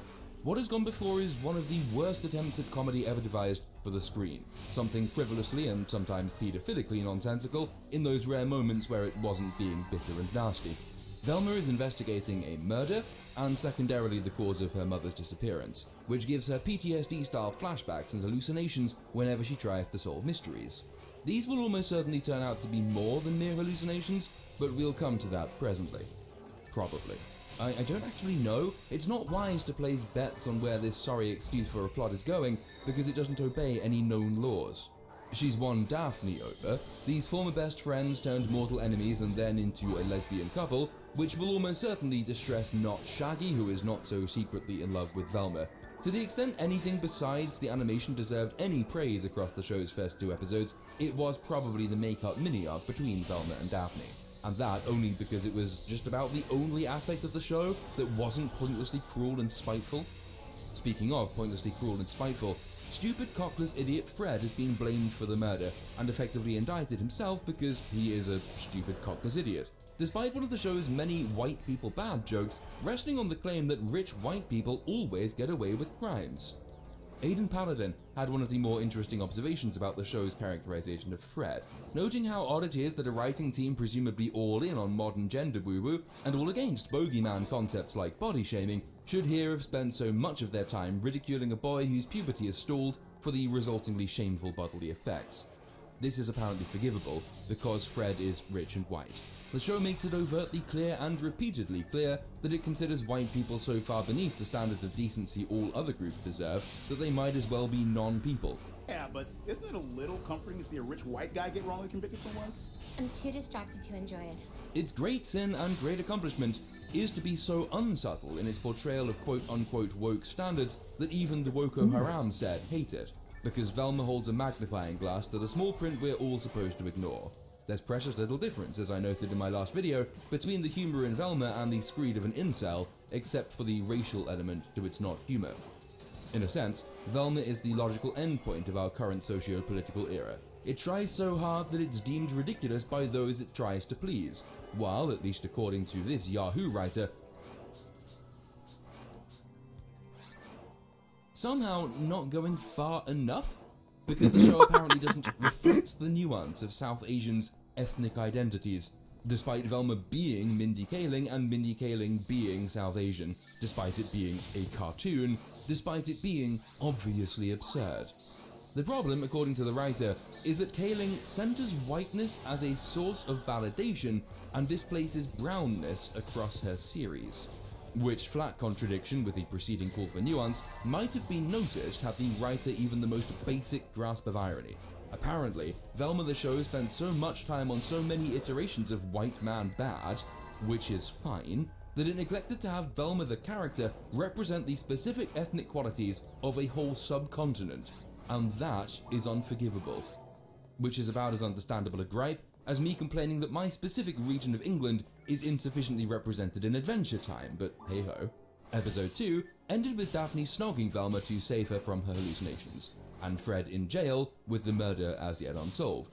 So on we go to episode 3, which opens immediately after the Daphne-Velma smooch, Velma asking, "What the hell just happened?" A question that occurred to me roughly every 15 seconds while watching the previous 2 episodes. I mentioned in the first video how, unconventional is the show's relationship with humor and with narrative writing, what with it being next to impossible to distinguish the setup for some terrible joke from the setup for some terrible plot progression. The show tries very hard to make us laugh, which perhaps explains why it's so unsuccessful. Episode 1 gave us 2 cockroaches fucking because comedy. It gave us dancing pregnant women because comedy. It gave us interminable meta commentary because comedy. It all feels entirely disconnected from, well, anything of substance. And episode 3 continues in much the same vein, Velma being told off by her dad for feeding the cat the pregnant waitress's prenatal vitamins. You fed the cat Sophie's prenatal vitamins! Oh, sorry. Oh, funny. Because comedy. No, I'm still not laughing. It takes episode 3 exactly 1 minute and 47 seconds to throw in its first meta joke. Not Shaggy, predictably enough, is unhappy that Velma and Daphne kissed, not least because, and I quote, It reduces me to a cliched straight best friend. Norville, Velma responds that in this day and age, in this day and age, you can't speculate about someone's sexuality unless they're famous or Peppermint Patty. I don't know who that is. It was as if a million shippers cried out in rage and were suddenly silenced. I think it really does deserve to be restated. This is a show that has maybe 3 comedic devices, and of these 3, by far the most commonly used is its meta pop culture references, which makes it absolutely astounding that almost none of its meta pop culture references actually reference anything in pop culture. I'm not even sure the wokest of the woke set forbid themselves from speculating about sexuality. I'm not aware of any set which forbids such speculation. It's fucking everywhere, from people shipping anime characters to historians speculating about the sexuality and gender of corpses. Gone are the bad old days where people could be either gay, straight, or bi. We've added so many letters and symbols to the acronym purely to accommodate people whose sexual identity is, shall we say, speculative? So no, once again, this meta joke commentary isn't meta, isn't funny, and doesn't really comment on anything real. Shaggy has told his dad about the kiss. His dad is the school therapist, which news occasions this, joke? The lowest form of therapist. He's worse than the free therapy app I downloaded that's obviously Russian spyware. О, это Вельма. Интересно, она гей? Oh my god. I have no idea what you're talking about. Honestly, if Velma's accomplished anything, it's instilling in people a newfound sense of talent and ability. Maybe it's worth dusting off that play you wrote in high school. Yes, it might be absolutely terrible, but it can't be any worse than this. You might as well give it a shot. You might even get commissioned. It just gets so much worse. The school calls an assembly to announce a new focus on students' mental health, at which the principal declares that all girls will be required to take a self-defense class. This prompts Velma to ask, why don't boys have to take a Don't Murder Girls class? To which she is told, because I only have $50 in the budget to combat centuries of toxic masculinity. Honestly, you can see why some people, coping harder than they've ever coped before, have suggested that Mindy Kaling is a secret conservative and Velma is actually a right-wing psyop, even though the only evidence for this is that Kaling once liked the tweet by the one person in the wizarding world who is apparently worse than Voldemort. You can see why, but it is a cope, and these people have no business complaining. If you don't like that Velma is making your ideology cringe, you really have to explain why what it does fails your ideology. So far, Velma's crime has simply been to state that ideology without masking its absurdities in social justice word salad. This little clip being a case in point. Self-defense classes are demonstrably useful, and yet they are disparaged. Velma asks why we can't just teach boys generally to stop murdering girls generally, which is a demonstrably useless strategy. The teacher accedes to the premise of this argument, the problem is toxic masculinity, even though it doesn't exist, and only rejects it because the school can't afford to undo centuries of cultural damage, which I think is supposed to be the joke? If you, as a believer in toxic masculinity and a disparager of women's agency, cringe at this joke, it's not because you disagree with it, it's because it's been said in an unfashionable way, and without fashion your belief looks nonsensical. Inevitably, the self-defense teachers are Daphne's lesbo-cop mums, but Velma drags Shaggy off to visit Fred before the show has a chance to do something cringy with this setup. It's probably time to remind everyone that the overarching story of this show is Velma figuring out what happened to her mother. The show also thinks it's time to remind everyone because even it treats its main plot as an afterthought, the prison scene being a case in point. Having bizarrely informed the world that modern society doesn't let people speculate about sexuality, even though it does, Velma and Not Shaggy here continue to speculate about Velma's sexuality. She's attracted to Daphne, she's also attracted to Fred. What could this mean? She's very confused. But she doesn't have time to interrogate it for very long because she needs to find out what happened to her mum. Remember that? Look, here's that cold case file. And so anyway, is Velma straight? Is she gay? She just mentions a mystery, and so the show's only consistent mechanic has it that she must have vivid hallucinations. But this time, they consist not of her mother, but of a monstrous Daphne and a monstrous Fred trying to kiss her. Because, to hell with the A-plot, actually. For some reason, the fact she tripped out and rolled around on the floor for a bit means she gets kicked out of prison, so she can't question Fred about her mum's disappearance, which was the sole reason they went to the prison to begin with, and so the sole reason the last 6 minutes happened. You thought there might be plot progression here? Well, expectations subverted, lol. Absolutely nothing of any significance occurred. Because the absolute basics of writing are beyond the creators of Velma, the marginally more advanced bits of writing, and I do stress the word marginally, are beyond them as well. So it is that during the prison visit, time in the rest of the world slowed almost to the point of stopping, meaning Velma can leave the prison at the beginning of the Lesbo Cop's self-defense class, and return from prison some considerable time later, at the beginning of the Lesbo Cop's self-defense class. Velma and Daphne are chosen to roleplay self-defense, which is of course very awkward. It spurs a conversation between them in the bathroom about how very awkward it is. If I'm going out of my way to find something positive to say about the show, this developing relationship is probably the only bit I can find to praise. As mentioned, it's unique in the show for being anything other than vicious and spiteful. When together, Velma and Daphne do almost resemble actual characters. It's a not unsalvageable relationship that at times even conveys a bit of warmth and care, making it by far the strongest aspect of the narrative.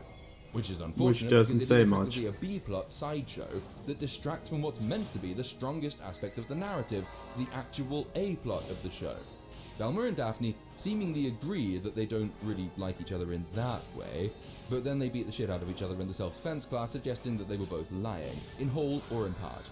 This episode's main focus transpires to be a self-defense competition to be held the next day, but because we've just discovered what the point of the episode is, we must of course now detour from it as quickly as possible, lest the audience actually be able to follow what's going on. So we jump back to the prison where Not Shaggy is trying to get information from Fred via therapy, because you might recall, the main story of this show is supposed to be finding Velma. So anyway, back at the self-defense tournament, Velma advances through the first round by beating a girl whose whole shtick, because everyone in this show tops out at one dimension, is some kind of silicone butt implant.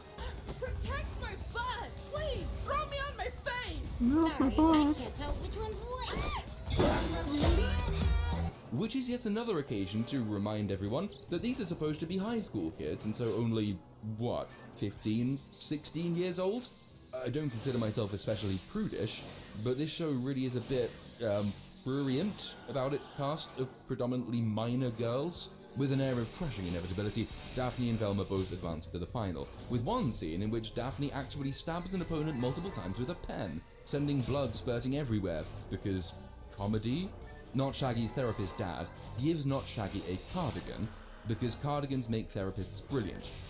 Comedy. You might recall that earlier in the episode, the whole point of Not Shaggy's dad's character was to be mocked because nobody takes therapists seriously. Your dad is a high school guidance counselor, the lowest form of therapist. See, your dad is worse for teen mental health than waist trainers. And welcome to the Crystal Cove High School Mental Health Assembly. How y'all doing? Good? Bad, you idiot!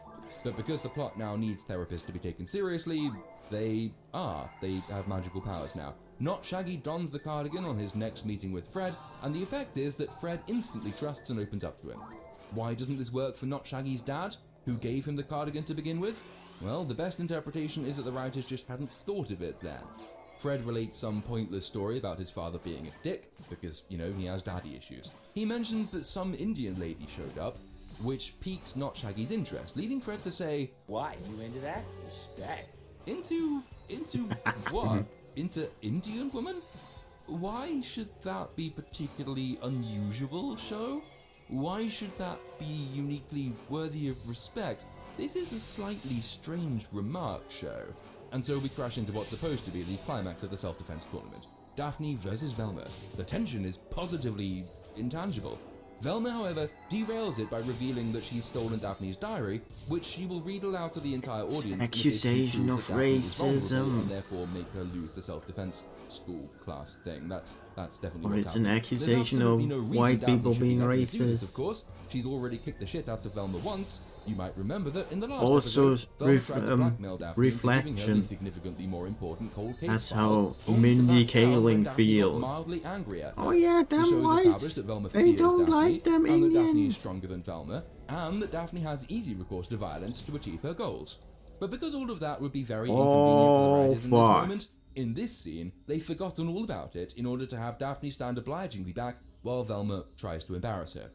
How does she do this? Knew that What's those the were worst thing there, but Velma I has found thought in Daphne's I was diary? actually able to Well, not because of die the instantly it's to a them. Real shocker. It turns out. Oh, Daphne has regular this sessions could be it. with the Maybe I school just fucked up. therapist. This is gonna take me at least a That's minute. it. Now, this doesn't work. Oh, but no. it doesn't not work for the reasons you'd think it wouldn't work. It shouldn't have worked because Daphne shouldn't have let Velma read from the diary in the first place. It shouldn't have worked because Velma didn't actually find anything really scandalous to read from the diary. But in the show's mind, it doesn't work because the students, previously established to be a mix of stoners and otherwise psychopathically fashionable people, none of whom are what you might call caring, announce that Mental health is no joke, no matter how lame Lamont is. Yeah, no matter how lame I am. they announce this even as they mock the school counselor, not Shaggy's dad, who's back to being the butt of the jokes for reasons the show contradicted 5 minutes ago, but fuck it. Anyway, with this newfound support, Daphne rounds on Velma and proceeds to kick the shit out of her again. Here again, we get that new genre of comedy the show has decided to go in for, the suspicious joke. In the counselor's office, Velma is told the only way she'll avoid suspension is if she apologizes to Daphne. Velma points out that Daphne beat the shit out of her, to which the school counselor replies, Yes, but you hurt her feelings, which is way worse these days. Yeah, that is a bit suspicious. I can well see why certain leftists have come to believe this show is a cunning right-wing psyop. But as P.J. O'Rourke once observed, the problem with leftists of this particular sort is that they believe the whole world is as stupid as they are. They believe in wild conspiracy theories that explain their own failings, therefore the entire world must be one big conspiracy that causes them to fail. This is one such example. The much more plausible explanation for this show's occasional ribbing of leftist shibboleths, like this joke about hurt feelings, is that the writers of the show are vaguely aware of the shibboleths, and they think it might be worthwhile taking lazy shots at some of them in order that they appear to be more radically balanced in their approach to comedy than they actually are. That's not to say the show doesn't have the effect of a right-wing psyop, and a very successful one at that, but it's always better to attribute to stupidity before you attribute to malice, although, admittedly, in Velma's case, we should probably attribute basically everything about it to stupidity and malice. Not Shaggy's notoriously incompetent therapist dad has to be competent again in this scene, and he gets Velma to open up to him. Oh god, Then that he has was to be 2 incompetent minutes again wasted. in order that Velma be credited for the insight he nearly offered about her avoiding her problems and thereby making those But problems it's worse. 2 minutes Has gone. Not talking to someone else gotten you even further from finding her? Okay, that feels smart, but it's coming from you, so... Yeah. No, I surprised myself there. Now the show could demonstrate a basic level of competence here by having the therapist dad a recurring, almost Buddha-like character, a guru, whose incompetence is really just a disguise for kindly suppressed genius, thereby turning his rapid-fire inconsistency into something both consistent and deliberate. But there are two main barriers to this approach. In the first place, it requires a basic level of competence, which I think we've established by now is something these writers do not possess. But simultaneously, and at least as importantly, it would also require that these writers be kind toward a straight white male authority figure. And if there's one thing these writers hold less of than competence, it's kindness. So I'd be very surprised if this character ever rises above the level of wildly inconsistent joke figure. Up to you, Velma. But sometimes when you're being attacked, the best thing to do is... Go limp. You're right. I was gonna say, go for the eyes! Yeah, just as I was saying, a wildly inconsistent joke figure. In the car with Not Shaggy, we get another version of the rich guys get away with everything joke. Isn't it a little comforting to see a rich white guy get wrongly convicted for once? I'm too distracted to enjoy it. Alright. Can we please just move on from this? It's really quite painful. The show's already shot itself in the foot with this one before, Velma stating that rich white people get away with murder only for rich white Fred to get wrongly convicted of murder. It's too little to salvage it now by having not Shaggy say, "Isn't it great to see a rich white dude get wrongfully convicted for a change?" No, you've already refuted the rule your original joke relied on. And quite apart from that, and quite apart from the obvious nonsense of that trope, it's just not funny. This is crutch humor. Every other joke they try falls flat, and the writers shamefacedly say, "But white people, am I right?" And they expect the audience to forgive them and to laugh along. Just fuck off. Velma goes to apologize to Daphne, where we learn that Daphne has abandonment issues. Her parents abandoned her, Velma abandoned her, but they resolve to be friends again. And you know what? Despite everything, and despite how abysmal the rest of the show is, and despite the fact I'm still fucking seething that HBO killed my best performing video with its dubious copyright claim, I'm gonna be the bigger person. This scene isn't terrible. And because a disproportionate amount of this episode is actually focused on the not quite but near enough to be a relationship, I don't find myself ending episode 3 feeling quite as scornful and perplexed as I ended episode 2. This was a better episode overall. It wasn't uniquely awful. It wasn't unremittingly bad. It actually had its moments. But of course, this relationship stuff is supposed to be the B-plot. The B-plot is supposed to complement the A-plot. There is still an A-plot, but there are also about 15 other random plot threads the show occasionally remembers it has, any of which it could take at any given moment, or not, as the case may be. And the B-plot actually distracts from the A-plot more than it contributes to the A-plot, which is not how things are supposed to work. And anyway, episode 3 ends with a calling card for an insane asylum falling out of Not Shaggy's cardigan, causing him to interrogate his father about it, whereupon we learn that there is some deep dark secret about Not Shaggy's mother. Fine. Another plot thread. I wonder where this one's going. We close with another mid-credit scene, where we get some more pointless cruelty at Fred's expense, and then we're on to episode 4. Which begins by remembering that it has a fragment of a plot concerning a serial killer. Not that we've had much about that across the last 2 episodes. There has been another murder with the same MO. The fact it happened while Fred was in prison means that Fred must be innocent, so he's being released now, which is fine, I suppose. Except that it makes every single second debating this point in the last 3 episodes entirely redundant. The sheriff informs a gathered crowd that they found a pattern in the murders. All the murdered girls are hot. Yes, show, they're also like 15, but whatever, I guess. Mindy Kaling is not hot, and she's never been hot, meaning she has to exorcise this particular demon by being mean about the hot girls in Velma. Disappointingly, what might have been a single unfunny gag has in fact been turned into the setup for this entire episode, so the police announce a plan to rank the 5 hottest girls in the school. Yes, the police are going to rank the 5 hottest 15-year-old girls in a high school in order to attach each of them a police escort. You could make some very dark jokes based on this setup. Some very dark jokes indeed.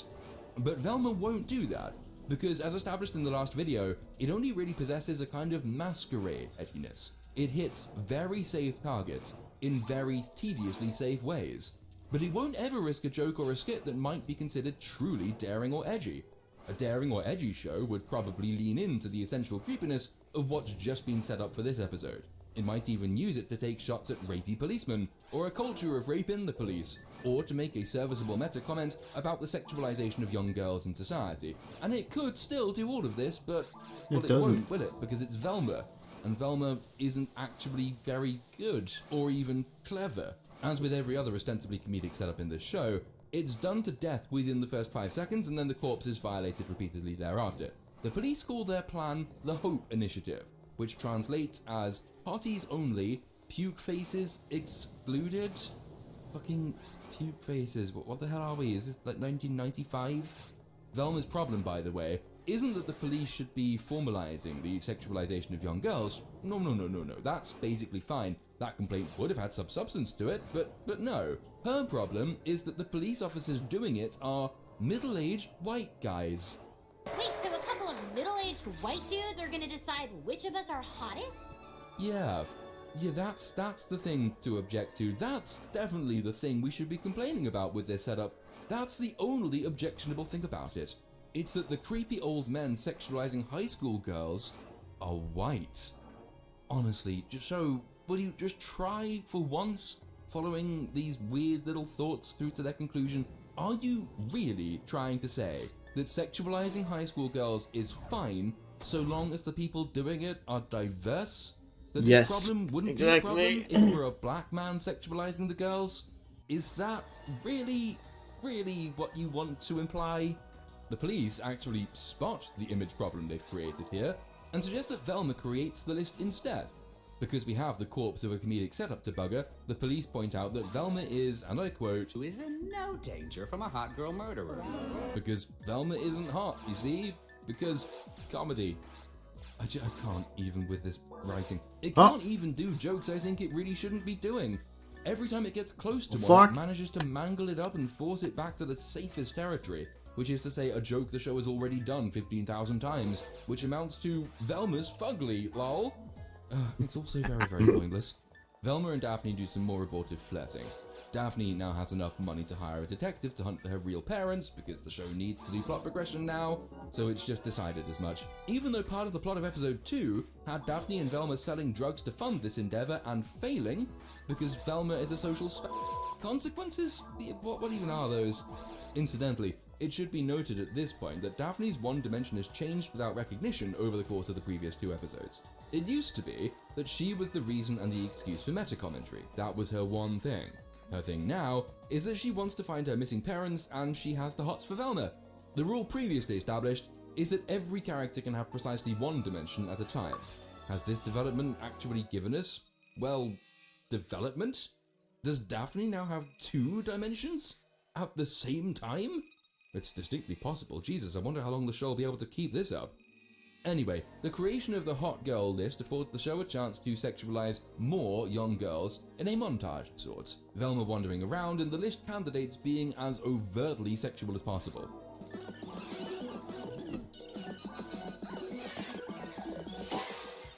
Now look, I'm not an American. I know, with this accent, that's a shock.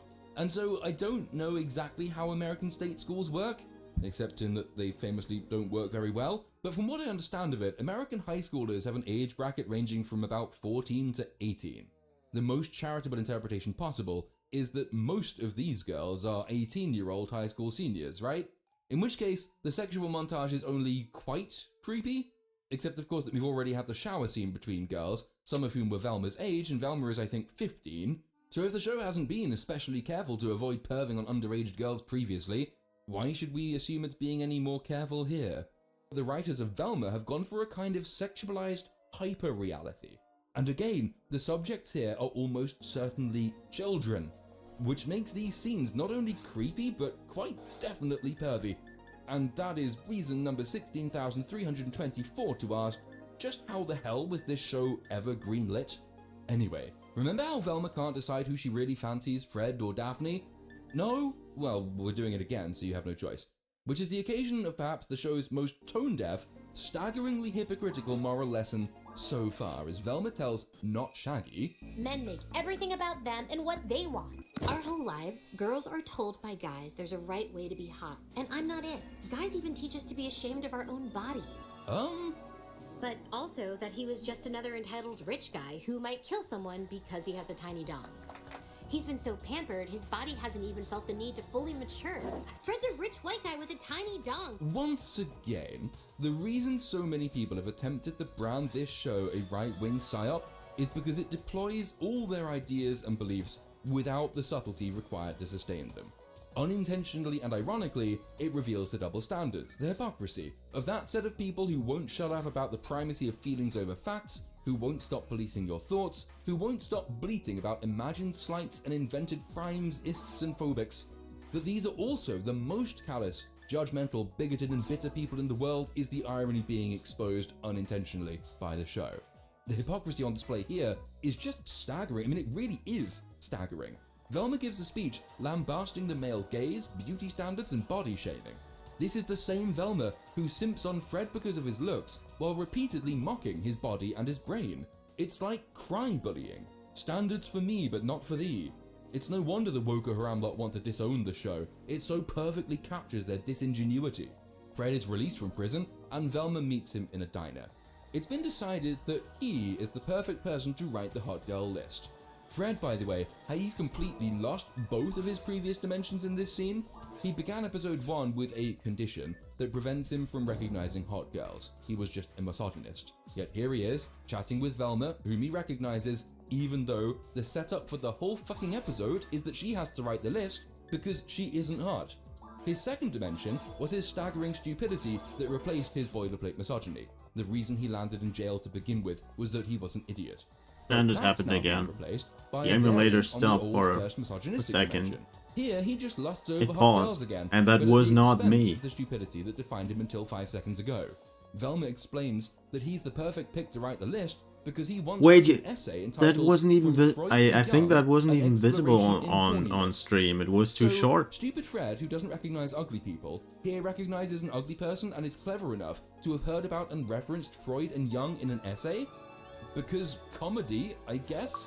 Fucking hell, show. That almost goodwill generated by the previous episode, and that's being very swiftly eroded. In fact, I think it's all gone now. Now I just feel Lost very Bridge, bitter about it again. that's cool. Credit where it's due, though. The show then does make a pop culture reference that actually references pop culture. Velma gives Fred a copy of The Feminist Mystique, which Fred assumes references Mystique from the X-Men, and he asks if the book Lost is about which Bridge, Mystique Grass actress Squall. is hotter. It's not funny, because this gag died years ago, and the corpse has been fucked so many times in so many directions it's developed a secondary arsehole, but at least it makes sense. Not Shaggy goes to visit Daphne, because he wants to figure out why Velma likes her. The plot wants to take an unexpected turn here. You know that because whenever the plot wants to take an unexpected turn, it throws a Yeah, random even triumvirate that into the description scene of the with mission absolutely no setup wouldn't fly whatsoever. today. Because, you know, Wouldn't that's fly how writing anymore works. today. In this Oh case, my it God, will you can't literally throw fat something into the shame scene. A somebody. non-existent person throws a geodude. Sorry, Like that would did I- 100% be A either geode completely scrapped or throws would a be worded geode overweight. through Daphne's window. Not Shaggy informs us that it's a geode from the crystal mines in town, which is an old tourist attraction, and that, I suppose, means that they're off to explore. Say, remember how the last episode closed with Not Shaggy's dad about to reveal some deep dark secret about Not Shaggy's mum and her connection to an insane asylum? Well done you, because the show doesn't. Say, remember how this episode has been mostly about Velma's quest to create the list of hot girls who need police protection? Well done you, because apparently the show doesn't. Or rather, if it does, it's just got bored of it. Because when Velma hands that list in to the police realize they don't need to give the girls police protection after all. Rather, what they need is for Velma to teach those hot girls how to be intelligent so they aren't at risk anymore. Because guys don't like intelligent girls. Because this is the feminism episode. You can tell that because of the way Velma keeps mentioning feminism, just like she didn't in all of the other episodes. So Velma starts trying to educate the hot girls in how not to be hot by being intelligent instead, while Daphne and Not Shaggy go to investigate the origin of the geode. Fred, meanwhile, finishes the feminine mystique and has his character reformed by it. He suddenly starts paying more attention to less attractive but rather more talented and intelligent women, and when he realizes this, he freaks out. I'm not even sure if this is because comedy. I think we've just reached the point where it's no longer possible to tell if Velma's even trying to tell jokes. Now I think we all agree that what we really needed now is a flashback about the history of the town, which is exactly what we get. Yay! Not Shaggy gives us a history lesson that's, well, it's completely redundant because it's not funny and it doesn't actually impact the plot in any way. Though we should probably be thankful about that, because whenever the show does attempt to impact the plot, it is usually incomprehensible. As in this case, where Daphne faintly remembers visiting the Crystal Museum as a kid, and so posits that the geode was actually thrown by her birth parents. Why? Oh, fuck it, who cares? Velma presents the newly uglified girls to the police chief, but it turns out they've made themselves up to look hot again, which causes the police chief to say, Ooh, they are so hot, Daddy likey. Wait! Yes, daddy probably is the right word, because these are fucking children. My god, show, it's almost but nowhere near enough to distract you from more lessons in feminism, because those follow. Most bad shows can go an entire run without being either this pervy or this cringy, but Velma has both in spades. That's an achievement of a kind. And it just goes on, and it goes on and on and on. In the next scene, Velma is dressed as whatever this is. I mean, I assume it's a non-binary of some sort. because she says, I have no clue how to be a woman in a way that doesn't judge other women. so she's showing her support for all the ways women wait, what? I know, I genuinely, no, I don't follow. I have no idea what the show's getting at with this one. What even, well, anyway, Velma's dad's waitress girlfriend goes into labor at this moment, but when Velma tries to get help, the police assume from the way she's dressed that she's the crazy serial killer, which, yep, I mean, if you've ever seen Makes sense, yeah. non-binary nutters on TikTok, you would probably assume that too. Again, what the hell is this whole skit supposed to be saying, though? Is it even supposed to be saying anything? It's all delivered as though the writers have some kind of point they want to be making, but I cannot, for the life of me, work out what that point is. The weirdness continues. For some reason, rather than finding help, everyone just wants to watch the woman give birth. Alright, everybody, we got ourselves an official tender moment. A woman is experiencing the sacred miracle of childbirth. Come on, fellas, it's show and tell time. Wait, no, where are you going? One of the hot girls tells Velma, A lady is giving birth in front of school. This is literally why social media exists. Stop! Or at least get my ring light. It's in the trunk. which, no, I'm pretty sure this isn't the payoff to whatever the weird setup was leading to, but at least it's back on more familiar ground in that it's the kind of boring meta-not humor the show usually indulges in. Velma's mini mission here has been to get cars to move so the ambulance can park right next to the pregnant waitress. She fails, and the ambulance parks up about 10 feet away, which the show seems to think means it can't possibly help because, you know, ambulances actually apply healing buffs, but their area of effect is incredibly small. It's not like they're staffed by paramedics who can carry equipment 10 feet. What a silly suggestion. If that were true, how would the show have an excuse to botch another of its messages with a bad joke? Velma tries to get the hot girls to do a sexy dance to distract people, which bears no relationship to her original goal because that was to get the cars to move, but they refuse to do it anyway. So she tries to do one. It doesn't work. She asks why, and this prompts Gigi, this is the one I think people thought was going to be called Scooby for some reason, prompts Gigi to tell her that she needs to own her sexiness and not dance like a, well, here's a game that's not fun because we already know the answer. Velma has given us a simile. Do not do X like, fill in the missing word. Is it A, like an idiot, B, like a lizard, or C, like a white person? Well, we're watching Velma, so the answer isn't always will be C, a white person. Well done. You have to own it. You look like a white influencer trying to choreograph her own dance instead of just stealing one. Somehow, this leads to a moment of realization from Velma. What does she realize? Well, she realizes that it's perfectly fine to be whatever kind of woman you think you are, just like nobody told her she couldn't be. She doesn't want to own her sexiness, just as the hot girls don't want to not be sexy. Both of these things she realizes are fine. And that's it. That's what this entire few minutes has been about. Velma realizing something that's obvious to everyone who hasn't read intersectional feminism in college. And because Velma's had her character moment, it means the hot girls do as well. No, this still doesn't work. She asked them to do a sexy dance. They refused because they told her they only do that kind of thing for themselves. Velma then has a character moment and realizes that their version of femininity is just as legitimate as hers is, and vice versa. This, for some reason, means the hot girls are now willing to do the sexy dance for her. No, it's just, why do you... That's not how character writing works. Oh, whatever, I guess. The plot needs its resolution. So they dance to lead men away like zombies, while Velma goes and punches people for no explicable reason, which, with equivalent lack of explicable reason, causes Fred to fall in love with her now. Meanwhile, at the Crystal Caves, the show tries to do a funny. No, don't try to do a funny. No. A very bad idea. It's funny because she pointed at the toilet by accident. Not Shaggy still thinks this is all an elaborate ruse by the serial killer to trick Daphne inside, while the writers forget how they actually managed to give Daphne something like a believable character development in the last episode, so instead they decide to throw some random new passion into her personality. She wants to find her parents so she can learn why she's so different from everyone else. Is she different from everyone, you may ask, besides the possible lesbianism bit? Didn't she fall out with Velma because she joined the fashionista clique and became just like them? Well, yes, but now the writers have decided that what makes her different from everyone else is that she loves danger. We know this because the show has Daphne tell us that this is why she's different from everyone. Finding my parents is the only way to figure out why I'm so different from everyone. This is gonna sound crazy, but I love danger. We even get more flashbacks to substantiate it. Could it be that the writers have only done this because they needed an excuse to progress not Shaggy's character in the quickest way possible? Yes, I think that might be it. Not Shaggy has been trying to figure out Daphne's personality in order that he can impress Velma by being like Daphne. But that little arc has to come to an end. So the writers have arbitrarily decided that Daphne likes danger, and this makes Not Shaggy sad, because he hates danger, so he can never be like her.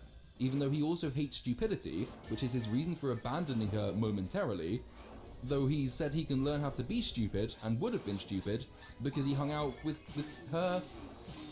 The problem here isn't the device. The device is actually what could be quite good, at least on paper. The problem is the way the device has been deployed to give what should be a character deepening moment all the severity of, well, of the rest of the show, really. It's another variant of the show's biggest problem in its character writing. Because it takes the most quirky and convenient ways to move its plot along, it adds and subtracts character traits on a whim. And because it adds and subtracts character traits on a whim, its characters don't actually take on any real personality. There is no Fred, there is no Daphne. There are 3 or 4 Freds and 3 or 4 Daphnes, meaning you can't actually work anything but a spur of the moment joke out of any of them. You can't have a long-running character setup deliver a payoff based on the known rules of the characters' personalities, because there are no known rules. Every joke has to be in the moment, a one-off, a contrivance worked into being in the same scene in which it's deployed, which is why all of these characters are the butt of jokes and never actually involved in any of them. And it actually becomes quite annoying, because just when you think you might have developed some understanding of these characters and their motives, and so the plot that they're a part of, it's all just torn up in front of you. Not Shaggy and Daphne go to this abandoned amusement park because Daphne is intent on finding her real parents, and Not Shaggy wants to learn about Daphne to make Velma love him. Not Shaggy's been portrayed as the only feeling character in the entire show, and the only one you think might have some kind of conscience and selfless motives. Yet here, as soon as he realizes he can never be like Daphne, and so has no further use of her, he just palms her off dismissively and leaves, because there's no point in him wasting his time on her unless he can get some sort of reward for it. I'm sorry, Norville, but trust me, there's someone other than Velma out there for you. Yeah, sorry, I can't do this dumb talk anymore. I'm gonna hop. What? Which makes him just as much of a selfish jerk as every other character. And Daphne, meanwhile, who wants so much to find her real parents to understand why she's so different to everyone, well, as soon as Not Shaggy announces he's leaving, she abandons her mission entirely. You can't just leave me here. I'm not afraid of who's in there. I'm just afraid they'll think I'm a loser who couldn't get friends to come with them. Making her just as much of a selfish, entitled jerk as every other character in the show. This really is a special kind of pointlessness. These people are anti-characters. It's not just that they're inconsistent, it's that they will consistently abandon anything approaching a settled personality and motive set. How the hell could these writers convince themselves that anyone in the audience would invest in the show when its overarching meta is that any investment you make will return losses? Somehow, punching random people in a crowd and not moving the cars has allowed Velma, her dad, and his waitress girlfriend to get to the hospital they couldn't get to until the cars had been moved, and Velma compliments herself in this scene. It was pretty great today, wasn't Good it? job. Possibly the Good greatest job, moment me. of all time. As she does this at the expense of other women. Even better than that girl with the ponytail that's on the quarter. No, it's just that after yesterday, I have no clue how to be a woman in a way that doesn't judge other women.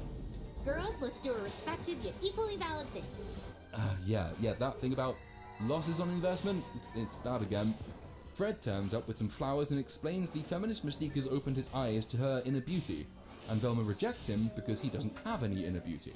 What even is the fucking point of this show? So Fred is portrayed first as a handsome but tiny-dicked, sometimes stupid, misogynistic cunt, leading Velma to give him a book in the faint hope that he might read it and change and learn and cease to be a handsome but tiny-dicked, sometimes stupid, misogynistic cunt. And when he turns up having had his mind broken by feminist literature and appreciating her inner beauty instead, thus no longer being a handsome but tiny-dicked, sometimes stupid, misogynistic cunt, Velma rejects him because he is, still, a handsome but tiny-dicked, sometimes stupid, misogynistic cunt. Why? Just why do any of this? What was the reason for this character arc, besides getting the jock guy to fall in love with with Velma? Our mid-credits scene features the girl people for some reason thought was going to be called Scooby but is in fact called Gigi, who did take meaning from Velma's lessons in not being hot, and so is now comfortable being herself. She bumps into Not Shaggy on her way out of the bathroom, giving us another weird, possible, probably but maybe not doomed to be aborted relationship to keep track of. Velma and Daphne, Daphne and Fred, Fred and Velma, Not Shaggy and Velma, Not Shaggy and Gigi. At the current rate, by the end of this season, we'll have added Not Shaggy and Fred, Velma and Gigi, Daphne and Not Shaggy, Gigi and Fred, and the Chief of Police with a harem of underage schoolgirls. Anyway, that's it for episodes 3 and 4. 3 has been comfortably the best of the lot so far. 4 has been the most shamelessly hypocritical in its messaging, on the odd occasion it could decide what its messaging actually was. I don't think either have quite elicited the surely it can't be this bad shock of the first two, but, well, with the exception of episode 3, that's not really down to any measurable Yeah, that's what I improvements in said. the The writing, third and but more fourth due one are to actually other kind of senses. better? Velma is a show that Question actively mark? discourages you It's from still engaging with it absolute in any trash. way.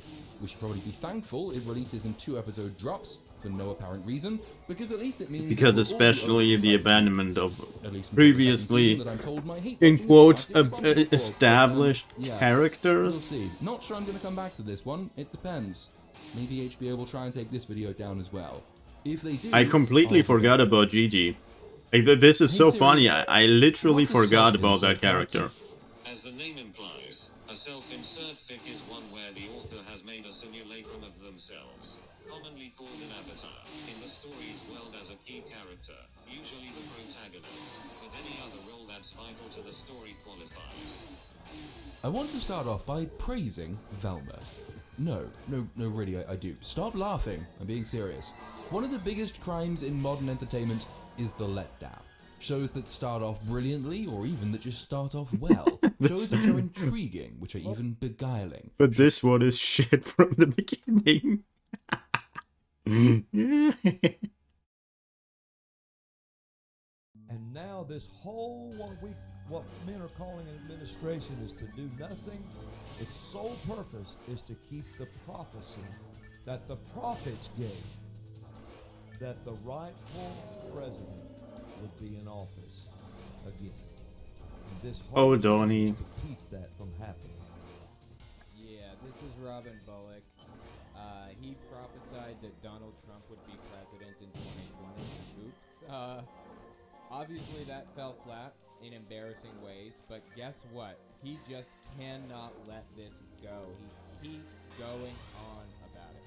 And what's even more entertaining than that is he has some absolutely bizarre, unhinged ideas about, like, the Constitution, the founding of the country, just repeating complete nonsense over and over again from a guy named David Barton primarily. This dude came up with all kinds of propagandistic framing for the founders and the starting of the country, basically.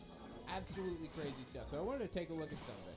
This one is from June 2021. I just want to give you an idea of who he is. Then we're going to talk about some of the crazier ideas that he came up with just the other day. I want to establish some of his ideas about Donald Trump with this clip. So listen to what he has to say about Trump and Biden and how he views them. But I remember he leaned into the mic and told President Trump, "We're coming for you." He's talking about Biden, obviously. And growled out this demonic sound. I can't make the sound, but it was this demonic voice. I heard him make it again recently. So he thinks Biden is a demon? Question mark? And he growled this out. When he did, I went back and I took a picture. I think it was at that moment. It was one of the moments I took a picture with my phone right on television. Yes. Okay, it's up there. Now look at the eyes. If you'll look at the eyes, you'll notice there's serpent's pupils. Right, serpent's pupils. Okay. Well, He's not really to. Oh my god. This guy blatantly, flat out, bald lies to people regularly. Matter of fact, I'm going to show you an example. Reptilians. So first of all, don't trust it for that reason alone, because he just blatantly lies about it. Second, if this were real, let's just grant him the benefit of the doubt and assume he's not lying about this one. If this were a real picture that he snapped on his phone, there are reasons for why something like this could happen. Now, you can zoom in and take a look at the pixelation here. Let me try to blow it up a little bit so you guys can see it better. You can see the pixelation around the eye. The reason that you see like a lot of this stuff, the kind of fuzz, or what's the term I'm looking for here? Distortion or noise, that's probably the word I was looking for, is because a TV broadcast really is nothing more than just a series of like 30 images per second that they're flipping up for you to see, or 60 images per second, or whatever, depending on the frame rate, right? So modern TVs will do this thing where if it's like 30 FPS, for example, they'll jump from one picture to the next, but to make it smoother, the TV will create kind of a blended transition image in between, kind of like a cross dissolve, where it kind of fades into the next image, and you get weird, distorted results like this. Another thing TVs do is when you're receiving a signal, it's all digital now. I don't even know what he was using. Like, was he watching TV from a cable box, or was he watching this on YouTube? I have no idea. When you download an image, you're downloading hundreds and hundreds of gigs worth of footage, right? When you're downloading a video, it's hundreds of gigs worth of footage. But to transfer that high amount of data from one system to the next, say from YouTube's headquarters to your computer, what they'll do is they'll take the original video and they'll compress it. So say you're writing a love letter to all compression artifacts don't even try. No conspiracy theorist ever accepts the existence of compression. You see the number 3, not a single one. Replace that with the phrase I love you, and you remove all mentions of the words I love you and replace it with 3s all the way through the entire letter that you wrote, and now it's down to a paragraph. It's only a paragraph. So now you can mail that letter in a single envelope. It's a single piece of paper with one stamp and the answer key. Send it on to them, and they can unpack it. They can kind of expand it and get the entire letter that you intended for them to get. That's the idea behind compression. So you're taking hundreds of gigs worth of data in this video, and you're compressing it down into a little tiny space, sending it on to the requesting computer, like Robin Bullock's computer. He's receiving it, he's taking that answer key, and he's filling in all the empty spaces. And when you do that, it's not perfect. Even with our modern systems, it's not a perfect result. You still get things like compression artifacts. You get like noise like this. You get really, really weird results sometimes. Because what happens if the number 3 belongs there and it was actually supposed to be intended to be the number 3 and not the phrase I love you? You get these weird little results, weird little noise every now and then. But for the most part, it works really, really well. That could be a simple, basic explanation for this. But instead of taking any of these explanations into account, Robin Bullock goes with, it's a demon. Joe Biden is a demon. That's the one he chose to go with. Genius. Yeah, that's the most likely one, right? Notice there's serpents' pupils. They're slotted pupils. Now, other times they're not like that. But at times, it shows a slotted serpent's eye. People say, oh, that was Photoshop. No, it wasn't either. I took the picture. I bet. Yeah, I'm sorry. I just don't believe the guy. I just don't. And even if I did, there are plenty of good explanations for this. Instead, he's going to go with the idea that Biden is a literal demon, or literally demon-possessed, one or the other, and that Donald Trump is a messiah. He's a prophet. We just checked this one out. This is late June 2021. It should give you an idea of how he views Donald Trump in relation to Biden. The Lord told me, he said, now the fight has left the heavens, and it's in the earth. Now, we are in a full-on spiritual war. On the 6th, it was still in the heavens. That's January 6th. He says, on January 6th, the battle exited heaven and entered the physical realm. Heavens, but after that day, it dropped into the earth. There's not an administration in the White House or in the Capitol. When the war left the heavens and came to the ground, this so-called administration is actually a regime whose sole purpose is to stop a prophecy from coming to pass. That's what it is. People say, well, you can't see that that this man is the president now? No, this man is not the president. He's sitting in the seat, but that's not who he is. And now this whole, what men are calling administration is to do nothing. Its sole purpose is to keep the prophecy that the prophets gave, that the rightful president would be in office again.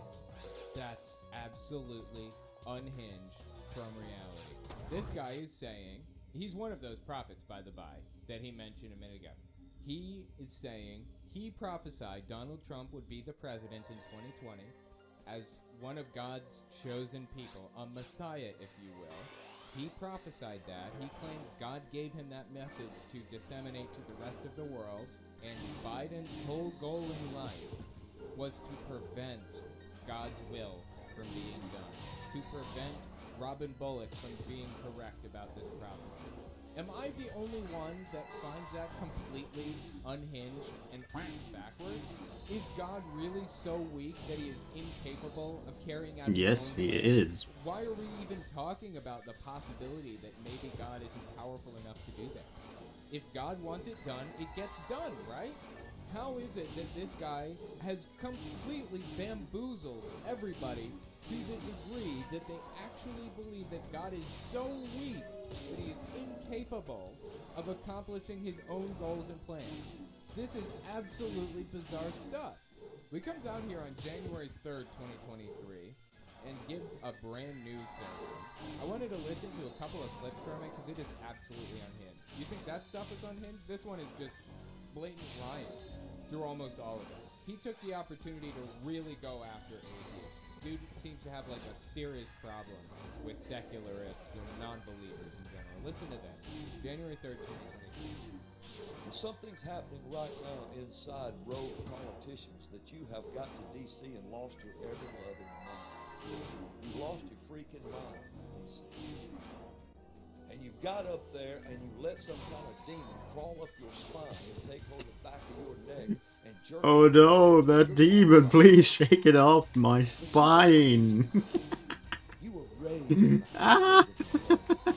You were raised in the blood of Jesus. You knew and dude, what is this weird obsession? Ruins, ruins, ruins, ruins, ruins, ruins. No, no. Why do they talk about this all the time? Jehovah's Witnesses did not talk about it. I honestly think this is Well, it has 5% for ruins, but I don't know if that's worth if that is worth investing into. blob out of the sea that came from some particle that exploded in the atmosphere. shot across the bow for anybody. I mean, it says -5, but it's a special weapon. Actually, you have to identify this thing, so it means I can pump it up to +5%. But 5% with 1,500 attack is basically 75. So, it is stronger than the weapon, or than my strongest weapon I have so far. Supposedly not ridiculous, I guess. Like, it definitely is a little bit stronger. I'm not even gonna go But it's just like 10. I think it's 10. Because if you're going to say that, And also the only reason why it's even higher is because with the red gun I have with like +30 something isn't even finished yet. I don't need to ask myself any of that. Like, I can grind that thing higher. And if I grind it like 5 more levels, the damage is exactly the same. I don't know. That's okay. When did we develop this compulsion where we must answer these questions? If they're unanswered, we have to fill in. I mean, yes, if I had another, or if I would grind this weapon with +5% to the same level, that thing would be much stronger. Yes. And that's great. But even if I But where, yeah, where do I get 30 grinds, like, just like that, like now? Where do I get that? I don't. It takes time to farm the grinds. Ooh, that was a really good level. Except, it didn't give a lot of ATP, but Or does it Actually, mean no. I don't EVP know? plus... What the Those fuck? That was a words shitty level. Where did the explosion come from? Where did anything come from? You're gonna Okay, run it out of was options. definitely not a good level up. But yeah, I think I just reached the I talked about that like a while ago, like 2 weeks ago when I was starting to play this game. When I started to play this game, that at a certain point the level ups become really bad. And I think it was level 75 where the good level ups stopped. Like level 75 was the last good level up, I think. Ever since then, the stats are just pretty terrible. Like the level up stats. All of them were preached in the pulpit before 1760. Okay, wait. Hold on. Let's just step back and listen to that one more time. Because something is not quite adding up here. Everything written in our Declaration of Independence. Declaration of Independence. You mean the document signed by a bunch of people that basically told King George to go heck himself in not so many words, or in a few more words than that, I guess. Yeah, in not so many words. That's the document we're referring to right now? The Declaration of Independence? The one that lists grievances about no taxation without representation and things like that, right? Okay. And in our Declaration of Independence, every right given. Okay, the Declaration of Independence didn't give us any rights. It was the document we used to tell King George to heck himself. 27 different things. No. And get this, all of them were preached in the pulpit before 1760. No, they weren't. I know what he meant was the Constitution, so I'm gonna argue from that position. But I honestly don't think the guy fully understands the difference between a lot of these founding documents. Does he know what the Federalist Papers were? Does he know what value they had to the early republic? Does he know anything? No, of about course not. The early days of the United States and the U.S. government. Does he know anything about it? I honestly doubt that he does. But okay, let's assume that he misspoke there, even though I don't think that's a justified assumption. Let's assume he meant the Constitution. He did say 27 rights granted, right? Herein lies your problem, Robin. The First Amendment contradicts the First Commandment. Here's the First Amendment. I've got it on tap right here. Congress shall make no law respecting an establishment of religion or prohibiting the free exercise thereof, or abridging the freedom of speech or of the press. The right of the people is to peaceably assemble and to petition the government for a redress of grievances. Now let's look at the First Commandment. This is the First Commandment from the Bible. Exodus 20, verse 3. You shall have no other gods before me. First Amendment, Congress shall make no law respecting an establishment of religion or prohibiting the free exercise thereof. That means you are free to be Muslim or Buddhist or Sikh or Hindu or literally anything you want. That's what the First Amendment says. The First Commandment says, you shall have no other gods before me. First Amendment, you can be anything you want. First Commandment, you must be a Christian. You see the hang-up here, right? People were not preaching the amendments in the Constitution. They were not preaching the Bill of Rights leading up to the creation of the Constitution. It's completely made up. He has no idea what he's talking about.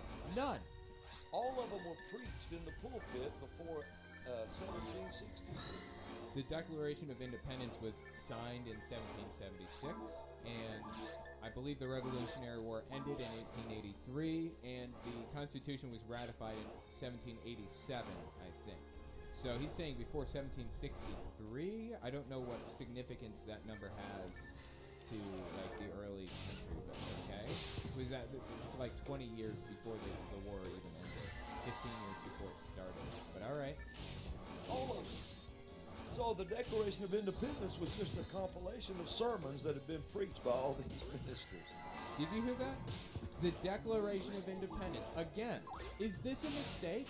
Or is he just that ignorant about the founding of the country? Does he really not understand any of this stuff?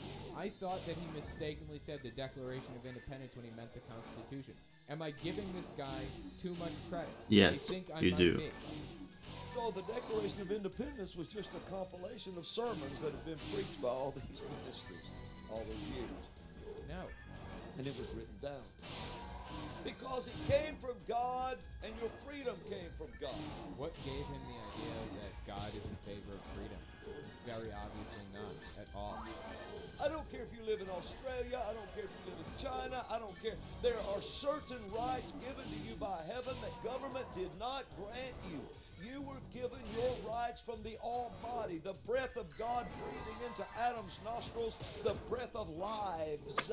The Hebrew says Oh my God. That includes all lives. The breath of God in Adam's nostrils. We talking Oh, even gay lives, God. even straight lives, even women's lives, even atheists' lives, everybody's lives? I have a hard time understanding how people can talk bullshit like this and not, like, die laughing. You think the guy has any respect for the LGBT community? No, never did. He's a QAnoner. He's a Trumpist extremist. He believes Trump is a messiah. He has no respect for the LGBT community, for secular humanists or atheists or anybody, except for white Christian males. Those are the only people this guy has ever shown me that he's cared about. So he can say this until he's blue in the face, but we have no reason to believe him. And it's so that you can live out your life and your posterity's lives. Serving Jesus, right? In a wonderful time. And not have the opinions of a few oppress the masses. You know, I didn't have to include that little bit there at the end, but I wanted to anyway. What a ridiculous thing for somebody to say in this position, right? And not have the opinions of a few oppress the masses. Not have the opinions of the few oppress the masses. So I guess what he's saying is Christians are the vast majority of people in the country, right? And the minority group, which is, I guess, secular humanists, the LGBT community, the black community, are oppressing poor, innocent Christians who just want to serve God and sit in their little corner and control the United States government. And that's all they're asking for. This is completely absurd. And not for nothing, but look at the patch on the side of his arm. It's a needle with like an X through it or whatever, or a cross through it. He's an anti-vaxxer, in case you didn't know. Absolutely absurd from top to bottom. Literally everything about this guy. He took the opportunity to repeat a whole bunch of historical nonsense from a guy named David Barton. Listen to what he had to say in this next part. Really, it wasn't over yet, but yet it was over in Yorktown. He was talking about like the early history of the U.S. and battles and the Revolutionary War and stuff. Then about a month after that, it was suddenly put into law, and Congress endorsed printing the first American Bible, the Aiken Bible. I don't have an original one, but I've got a copy of one. Wow, that's a pretty big deal if true, right? Congress had a Bible printed? Is that true? No. It's a flat-out, blatant lie. The guy made something up and told it to you as though it was a fact. He lied. A blatant, bald-faced lie. That's the kind of thing I've come to expect from this guy. The Aitken Bible was not printed or endorsed by Congress. I actually have a little... Apparently, NPR went through a lot of these claims because basically all the claims that he makes in this, I didn't get to it, but there's another one where he says 29 of 56 signers of the Constitution were pastors. Bald-faced lie. He says that in another part. He says the Ancient Bible is printed in... I have to pee. Bald-faced lie. Oh. All this stuff that he's repeating came straight from the lips of David Barton, who is kind of like, he's like Kent Hovind in a lot of ways. Oh no, not Kent Hovind. Back when VHS was popular, passed them out all over Christian communities, and just repeated all of this stuff verbatim over and over and over again. So he came up with a lot of these BS, nonsensical lies about you know, the early government in the United States, the Constitution, Declaration of Independence, and so on and so forth. And here we sit with Robin Bullock repeating all of this stuff. I mean, NPR debunked this stuff in 2012. This is a 2012 article by NPR. Look, August 8th, 2012. And here we are, over a decade later, and they're still being repeated to this day. Right here, most founding fathers had Bible or seminary degrees. This is the claim from David Barton. Check this out. This is Mike Huckabee. I think he was like the governor of Alabama or something at one point. He used to have a show, apparently, and have David Barton come on that show and talk to him. Listen to just a few seconds of it. 1992, a friend gave me a VHS videotape of a guy I'd never heard of, and he made me promise to watch it. Well, I knew he was going to ask me if I'd watched it, so late one night, about 11:30, I popped it into my player. I figured I'd watch it about 5 minutes, and then I could tell my friend I really had watched some of it. I couldn't stop watching, and I didn't stop until it was finished. That was about 1 in the morning. I have been a big fan, and for the past several years, a friend of the founder and president of Wall Builders, David Barton. That was your tape, David, and welcome. Thanks, so glad to have you here. Thanks. Good to be with you. From the very first time I ever heard you talk, Dude, look at the little line scrolling along the bottom. A new form of simian virus recently discovered in Lyle. I mean, this is Fox News, so don't trust a single word that's being said here. But I mean, how old is this video, anyways? I wonder. I guess there's no way to know for sure, like what year this video came out. I'm not sure when this video came out, but based on the quality and the fact that they mentioned VHS tapes and the aspect ratio, I'm assuming this is late 90s, maybe early 2000s. Yeah, this is David Barton. And I like to do this a lot in high schools and colleges and whatever. They can all find Jefferson and Franklin, and that's as far as it goes. They stop right there. So anyway, he fancies himself a constitutional expert, Scholar? constitutional scholar. That's what he believes. In reality, he got a 4-year bachelor's degree in the 1970s in religious studies from Oral Roberts University or something like that. I forget exactly what. Gone. No! I survived! I survived the crit. Easy. I was actually like trying. Exactly what I tried to do just happened. I wanted to kill the bobble, and I tried, like, I wanted to get crit by the tall law, and it actually happened. I wasn't sure if I could survive it though. To clarify, in the early days of the nation, a seminary degree meant a college or university degree, or had some formal schooling. It did not mean a Bible school degree. Only one of the signers, John Witherspoon, had a divinity degree and was trained as a minister. Only one. So it's a blatant, flat-out lie that they're telling. They're stating something with the intent to deceive you, to trick you into believing something other than the truth about a matter. That's what's happening. There are a billion examples of that. And again, Robin Bullock goes through like a billion of these. The Aitken Bible? It's a lie! Congress funded religion and printed the Bible is this subheading. Showing a Bible in this video, Barton says this is a copy of what the first Bible printed in English in America looked like. This Bible was printed by U.S. Congress in 1782. So the war ended in 1783.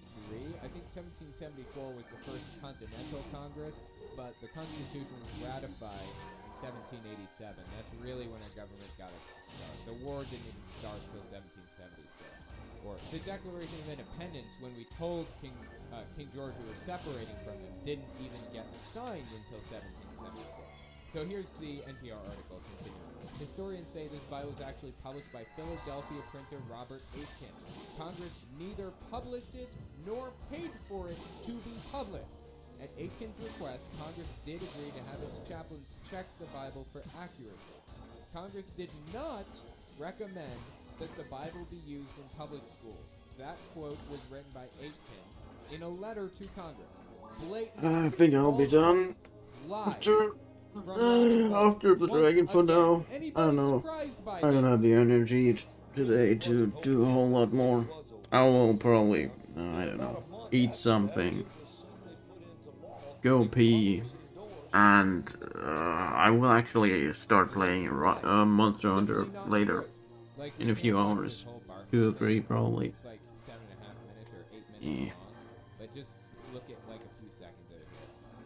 schools, and we're going to be told that they don't want any kind of religion in education. They don't want voluntary prayer. No, it doesn't make sense. This document by itself is fairly significant. But in 1830, Congress commissioned these 4 paintings over here to recapture what the official record said was the Christian history of the United States. So everything the guy says is just a blatant lie. All of it, basically. So, anyways, yeah, that's Robin Bullock. That is him blatantly lying to your face. And that's what I've come to expect from televangelists, honestly. This is like their MO. This is what they're all about, unfortunately. Let me know what you think about it in the comments. Okay, I had more, but yeah, I guess I'll call it that. What was last epigraph? Congress printed so that we could put it in our... This was why they did it. And it says it. That this is, they endorse this thing. It says, like, Congress didn't, quote-unquote, endorse this thing, or they didn't print... He said they printed it, right? Like, this is just completely made up. Yeah, I guess Congress checked it for accuracy at his request. Is that what he's talking about? So we put it, and we were able to put that in the hands of every history teacher in every library in 2 counties of every public school. So this is why people like Noah Harari attack God all the time. This is why liberals attack God all the time. Who? Harari something or other? What? Just all of it is nonsense, dude, beginning to end. My God. All of it. Every last bit of it is bullshit. Ooh, +5. Aww. The fact that it just got +5 makes me think about it actually being science antics in the realm of origin of life research. Well, as I briefly touched upon in that context, nah, I don't want to grind it. I want to have a better one. Discovery Institute, an evangelical propaganda mill that is somewhat influential in creationist circles. While they promote themselves as a think tank with a roster of credible scientists, the DI is nothing more than an effort to push for creation science, or intelligent design, to be taught in schools alongside evolutionary biology. Since this can't be validated as real science, as it does not explain... The 2 of my weapons have 5% dark buffs. Should I push them, or wait for a better one to drop? Like, all this is accumulating to is basically after I've finished all the missions and all the well, the three levels again to push the buttons on the pillars. Basically, what's happening right now is that I'll have to farm forest for level ups and for a better ancient saber and a better handgun that have dark percentages on them. Dark percents. Oh god. I mean, I could use this thing and I could use this sword for the ruins, but I don't really want to. But to be honest, at least this thing, I still can, I can boost this thing without having like any bad feelings about it, because this thing is just my best sword for forest. So yeah. James brought it upon himself with his toxic and infantile behavior, and you will see that Casey has as well, due to the utterly transparent slander he has committed. Let's get started. So the DI video in question is Human Evolution, the Monkey Bias, part of a series called Science Uprising. Here's a taste. Modified monkeys? Is that what we are? Or is it just a mask some scientists want us to wear? Materialists seem intent on proving we evolved ape-like ancestors. But is this really objective science? Let's take a look at the evidence. The joke here is not so much that they are pretending to be interested in science, but more so that they are pushing a narrative that the legitimate scientific community is like the agents in the Matrix, and this ragtag squad of rebels is going to tear down the system by speaking truth to power. That's why the narrator is wearing a mask reminiscent of the hacker group Anonymous, meant to convey the sentiment that real science is corrupt and evil, hence the pending revolution. The video is even edited with adorable little fake glitches for maximum civility. Wait, I didn't press the pillar, right? I didn't touch the pillar. The point is to take some well-established science, which discredits the archaic archaic notion that humans were created by a deity precisely as we are, rather than having evolved over millions of years, and lie about it to trick the viewer into rejecting science. In this case, that would be the overwhelming evidence supporting the evolution of Homo sapiens from other hominid species. This is something that is well understood by every single anthropologist and evolutionary biologist in the world, and is not controversial in the slightest. So the only approach toward poking holes in this rock-solid science is dishonesty and misrepresentation. Doing the honors here is Casey Luskin, the Associate Director of the Center for Science and Culture at the UDI. What's his background, you ask? Dr. Casey Luskin, co-author of Science and Human Origins, shares his insight. He wrote a book. They don't let just anyone write a book, so he must be smart. Oh, and he has a PhD in geology, which has nothing to do with evolutionary biology or anthropology. Hello, I'm MC Toon. A couple days ago I did a video on Terry R. Eicher, who likes to call himself flat out truth. But after this video, you may choose a different word than truth. Let's see what he says. I just wanted to make a really quick video on the Flat Earth map, the sun, and the seasons, because I had a few questions. I want to make this really quick. Here we go. Now, as you can see, this is the Gleason's new standard map of the world. And I'm going very to new, yes. Just a second. As you can see, it says scientifically and practically correct as it is. Nowhere on this map does it say that this is a projection map. And see, I get this from a lot of Globers. Like, oh, it's a projection map. It's a projection map because Google says so. Yeah, Google says so because they don't want you to know this, but nowhere on this map will you see that it says that it's a projection map. Now, I don't know if Terry R. Eicher is intentionally lying to the people that might watch his video, or if he's just illiterate. But right there, it says it's a projection, right on screen, while he is saying it's not a projection. Nowhere on this map will you see that it says that it's a projection map. Now, Terry, I know it might be difficult because where you paused it, it's a little blurry. So let me help you out. I'll put a full res version of that map right here on screen. Now, it does say projection right there, but it still may be a problem for you because it's slightly rotated. Let me fix that for you by unrotating the word projection. So there it is, Terry. It's a projection. It says it right on the screen while you're saying it's not a projection. And here you can see Gleason's original patent. Nowhere does it say projection map. Bunch of bullcrap.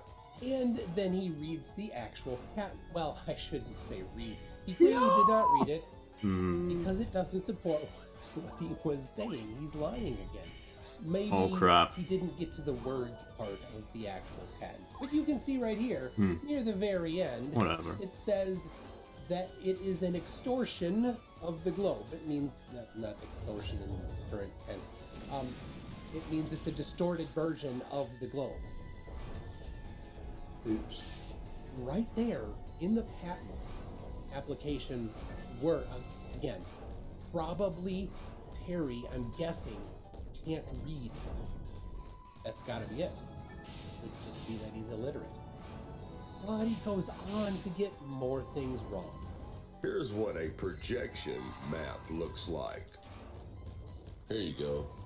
Now look at that real good, long and hard. That is what a projection map looks like. Well, that's not the only projection map that exists. Apparently to Terry, that's the only one. There's literally hundreds of different ways that you may project a globe onto a flat surface. I got a few of them going right here. He seems quite unaware of these things. But there's more. And then we go to the December solstice, the winter solstice, December 21st. Now notice how the sun is out wide from the North Pole. It's making a wide spiral circle from this close spiral circle. That's literally the worst fight I've ever had against this thing. At least on this character. And see what Oh it my tells us God. for December solstice. Okay, on December the 21st, the sun moves around the Tropic of Capricorn. And once again, as you can see, for the Globetards, the sun moves around the Tropic of Capricorn. It doesn't say the Earth revolves around the sun. It says the sun moves around the Tropic of Capricorn. It doesn't actually matter what he says about the projection map. It's still a projection. The source was the globe, as he noted both on the front of the map and in the patent application. But Terry's going to make some claims here that are definitely not true. And during the daylight of the southern portion of the Earth, from the Arctic Circle to some portion of Antarctica ice, there is no sunlight beyond 80 degrees south, but unknown regions of ice. In the late 1800s, certainly Antarctica had not yet been explored. So how could Gleason make any claims about whether or not there was sunlight 80 degrees south or more? He couldn't make the claim. He'd never been there. Nobody had really reported back from Antarctica at the time. But people have been there. People live at the actual South Pole at 90 degrees south year-round. Here's a video of a 5-day time-lapse of the sun going around No! the South Pole. Wait, I can still go back. Looking for flat Earth. Now, sometimes flat earthers will claim it's fake. They will never actually produce any evidence that it's fake. Seems that when a map says it's accurate, they'll accept that the map is accurate. But when you give them actual video taken by a real human that's still alive and you go talk to them, they'll reject it with no evidence. That's their standard operating procedure. So where is the Accept thing? things that they want to It has to accept be here, right? with no evidence. Over there. Reject things that they don't want, even though there is evidence. So Terry, why not just note that right on the map it says projection? Are you not able to read? That's a question for you, Terry. Could maybe just respond, just send me a message back, whether or not you're able to read the word projection right on the Wait, map. is it down in the hole? Not have a it was not a projection. It's not While here? you were It's not in the saying, middle? Terry, It should maybe have could somebody be... No, on the other side there's the teleport. please, you should. I mean, your quality is terrible. Like in this room right there, there's the teleport. Bunch of bullcrap. Yes, it is total. So the only other place I think it can be is... He likes to be a pseudoscientist. One of the traits of a pseudoscientist is that they're hostile to criticism. When I did my last video, he turned off comments. He couldn't stand the criticism. Then he did a video Down talking here? about people commenting on his videos. No, I have been down there. Comment. And then later he did a video bragging What the fuck? that he had banned those people on his channel. He is very much hostile to criticism. He hates it. That is a trait of a pseudoscientist. They don't want to be challenged. They need to cultivate their perfect echo chamber. So go ahead, hop over to Terry's video, let him know what you think about it, and you can get banned too. Be sure to subscribe, click the notification bell, because I'm not done with Terry yet. Where's the thing? Seriously, where's the pillar?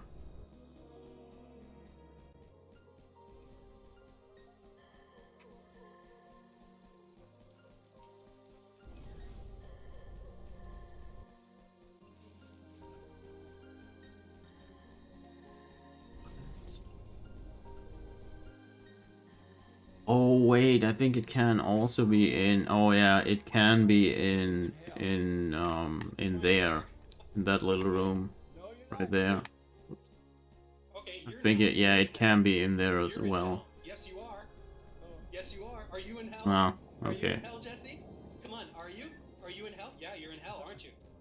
Dave, you don't have a Are you in right hell, to- Jesse? Are you in hell? Dave, Are you in hell? Why won't you answer my question? See, I told you a beta male. I'm just turning it back around. Okay, so I did. I finished Forest, and as I said, I'm done for now. Play Rise later, and By the way, that was really classic. I mean, it was not even a good. yeah. Don't have Whatever. misses. Bye bye. they're not. Okay, I'm gonna rip and flop on that, probably switch. I swept them.